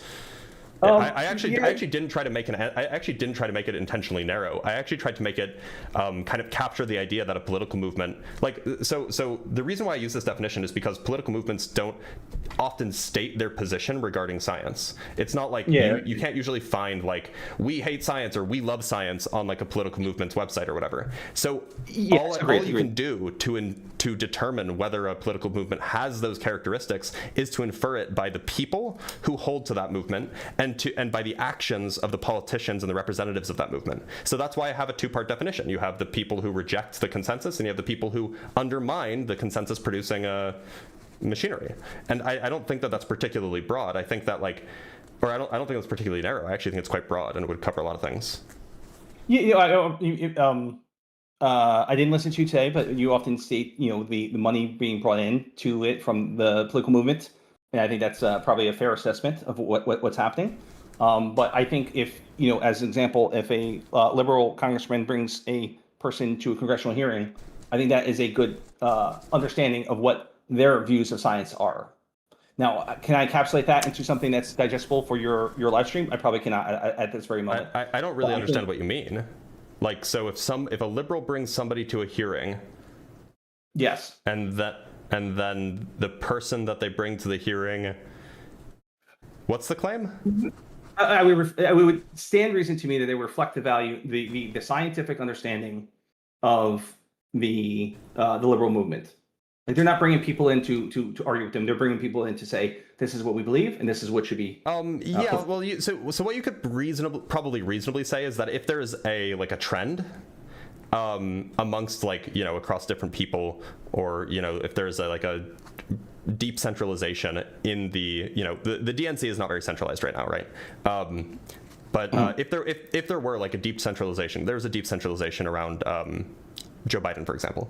But if not as deep as there is around Trump, but still pretty deep. But if there was a deep centralization, then you could go look at the central figure and see what the central figure is doing. But if we're just talking about like individual representatives or individual senators, unless there's like a broader trend, I think that you would probably that might be a piece of evidence, but it's not going to be conclusive evidence. You know what I mean?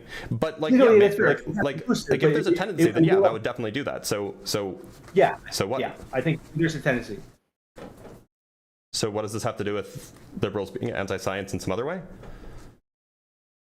Yeah, they're as example, like you often cite the definition of what a woman is. I knew it. I knew it was going to be the trans thing. I even just whispered it. No, that's fair. That's fair. Like, look, I'm not saying it isn't, but I'm saying liberals by your definition, liberals are unable to come to the same conclusion. So you're saying that's the same anti-science. Conclusion about what? They're not able to come to the same definition that you are, even close. The same definition of what a woman is, or Like what? Yes, yeah, I could find. I have. I think liberals are probably agree with the language that I use to describe what a woman is.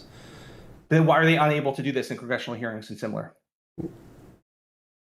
Like, wait, are you talking about the candidates, like the politicians, or are you talking about like people that they bring to like who are we talking about?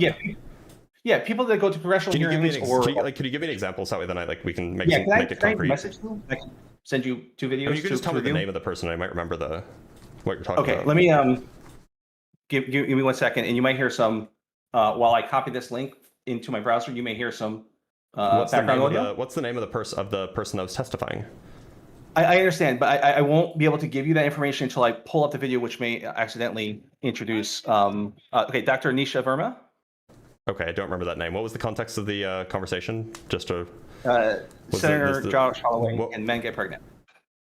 Wait, no, but why was this person brought to the stand? Like, what? I don't know. What was she testifying for? You asked her name. I gave you the name. I could give you the links. I could give you. Well, the reason why I ask is because, like, look. So you would expect. And then the other one, we Ketanji Brown. Hold on. So yeah. So that we can talk about. So what we can do is we can expect that when somebody brings somebody to the stand, like calls a testimony, they're probably. I mean, unless it's like an oppositional testimony and they're like trying to like get them for something. If they're trying to bring in like an expert witness, you usually would expect that person to align with the person who's calling them on whatever the fact of on whatever thing they're trying to disagree on, or they're trying to they're trying to prove. But like, if this person was brought on as like, I don't know, how we should clean up the rivers in Minnesota, and like this person's like a hydrologist or something, and then Josh Hawley is like, oh, well, what's a woman? Can men get or whatever he said. Like, the point is what you can infer from a liberal bringing them on is that they represent their view regarding the thing that the purpose of the testimony is for, right? So yeah, so if the purpose of the testimony was like about trans folks, then sure, one would expect that the person that they would bring would be representative of the view. But I'm not sure how one would establish that a person like if they brought in an expert hydrologist who happens to be like delusional with regards to like, I don't know, like the Mongol horde, and then Senator or Congressman Josh Hawley says, yeah, but what do you think about Genghis Khan's invasion of Persia? It's kind of unrelated. No, unrelated or not, I'm just saying that it seems to be a challenge with doctors literally being brought on and be able to come to a similar conclusion that you are. And to me, there's either one of two things: either they're not as science based, for the people that I think is a fair. Like, this is not. I don't have time nor to give you dozens of examples. I'll give you examples, and these are literally a doctor. And I think they're both technically doctors, one more in science or medical than the other. Sure. But I think that's a fair representation of what it is, and they're unable to come to a similar conclusion that you are. The question of what a woman is a linguistic, and that they're not. That the they question are of not, what a woman is not a scientific question, right? That's a linguistic and philosophical question. But you bring this up all the time. How we categorize things. Yeah. No, but this is what you bring up all the time, right? The important point is that if you ask the doctor, or like some sort of psychologist or psychiatrist, sociologist, whatever. Like, if the question was not what is a woman, if it was are sex and gender the same thing, or are sex and gender different things, then I'm sure you would get an answer. Because that's actually something that like the science can talk about, because like these are categories that we've come up with, and then it turns out when you do science to examine what those categories refer to, they do refer to different things. Yeah, I think my evidence is clear. Like, I understand your position. It's for others what I said though, but okay. I 100% did. I 100% did. But there's no point for me to like look. You're well versed in this topic. You're very good at what you do. And just because I disagree with you doesn't mean I don't respect you. But that's I don't think I'm going to convince you. To me, it's up for the viewers to determine. But like, you haven't brought up a point where the liberals brought up somebody who is like anti-science or doesn't understand the science or something, right? One more time. You haven't brought up an example of like a case where somebody didn't understand the science or wasn't representing the science correctly or whatever. I just did. I just gave you two. No, those are again questions about what a woman is. Yep. What a man is. These are philosophical and linguistic questions. These are not scientific questions. These are questions about how we categorize things. you bring them up consistently, and this is my overarching I thing. bring up the distinction between sex and gender. That's an important distinction. But the way that we use words the way that we use words is that's like a sociological linguistic phenomenon, right? Like we use words in a way to try to be understood by others, etc. Now, I can give you a definition that I think is relevant and applicable for what a woman is in like today's day and age, but that's not informed on by like some biological feature or some like brain structure. That's informed on like the way that I think that we should use certain words in certain contexts. My understanding is you use the National Academies of Science, Engineering, and Medical definition of gender to inform what so those are the definitions of gender, not the definition of a woman. That's fine. That's fine. But right, so unfortunately, gender is something that can be investigated scientifically. Woman is a linguistic category that we assign, or it's a linguistic gendered category. These are different things. It is a very basic category to be understood by any scientific-minded person. It's not a scientific. It's not a scientific question. Okay, that is a fair. That is your interpretation of it. I will leave it to the viewers to have their own interpretation. I understand you will declare a victory on that, but those are my primary points. I think just to recap, I think you smuggle in a much larger thing. You smuggle in your view on conservatism, and then you brought in anti-science based on the need at the time, one way or the other. That's it. But again, I do appreciate everything you do. I really appreciate even this content, your physics content. Like there's stuff that I could never understand, but I do overall appreciate it. Okay, well, thanks for being here, Joe Builder. Thank you, man. Yeah, I don't know. That was a weird conversation. Like he was just tone policing the whole time. But perhaps it's worth having those conversations occasionally. One sec.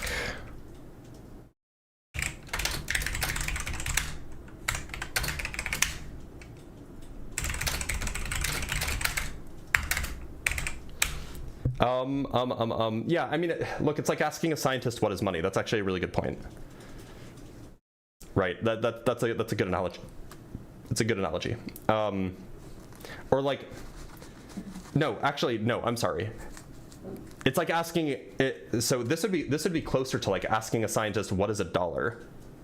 Like a sociologist could tell you what money is, right? A sociologist could tell you that money is like, it's a construct that we use to blah blah blah blah blah. But a sociologist couldn't define what a dollar is for you, except that it's just a quantity of value that humans decided upon. In particular, like American humans. That's the point.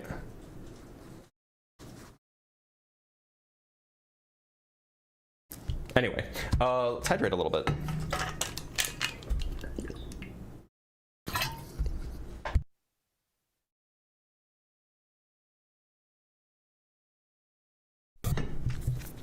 Hey, Dr. Blitz, what is good weather? You're right. I don't know what good weather is. You got me. I don't know what good weather is. Yeah, I mean, like, look, he can have, Joe Builder can have criticisms. If they want to have criticisms, that's fine. Not everybody has to like everything that I do. I think that, I'm not sure if those criticisms were warranted. They seem like a little nitpicky. Or arguably just wrong, but we'll let the comments decide, I guess. In the meantime, it is 11:57. I'm going to end the live stream here because I am hungry. I need nutrients. I crave what plants crave. We did get another super chat from L'Oreal for $20 to get more bread. Look, gluten-free bread goes bad quickly, and that's kind of a bummer. So you can't get it. You can't buy as much at a time. Anyway, we are done. We're done here. Let's go see if somebody else is live. Who should we raid? Nobody. We raid nobody. I don't follow a lot of people. All right, y'all. Thanks, guys, for being here. Remember to go to my website, check out what I do. If you want to support me, you guys know how. There's various ways that are non-financial. There are various ways that are financial. So go ahead and go do that.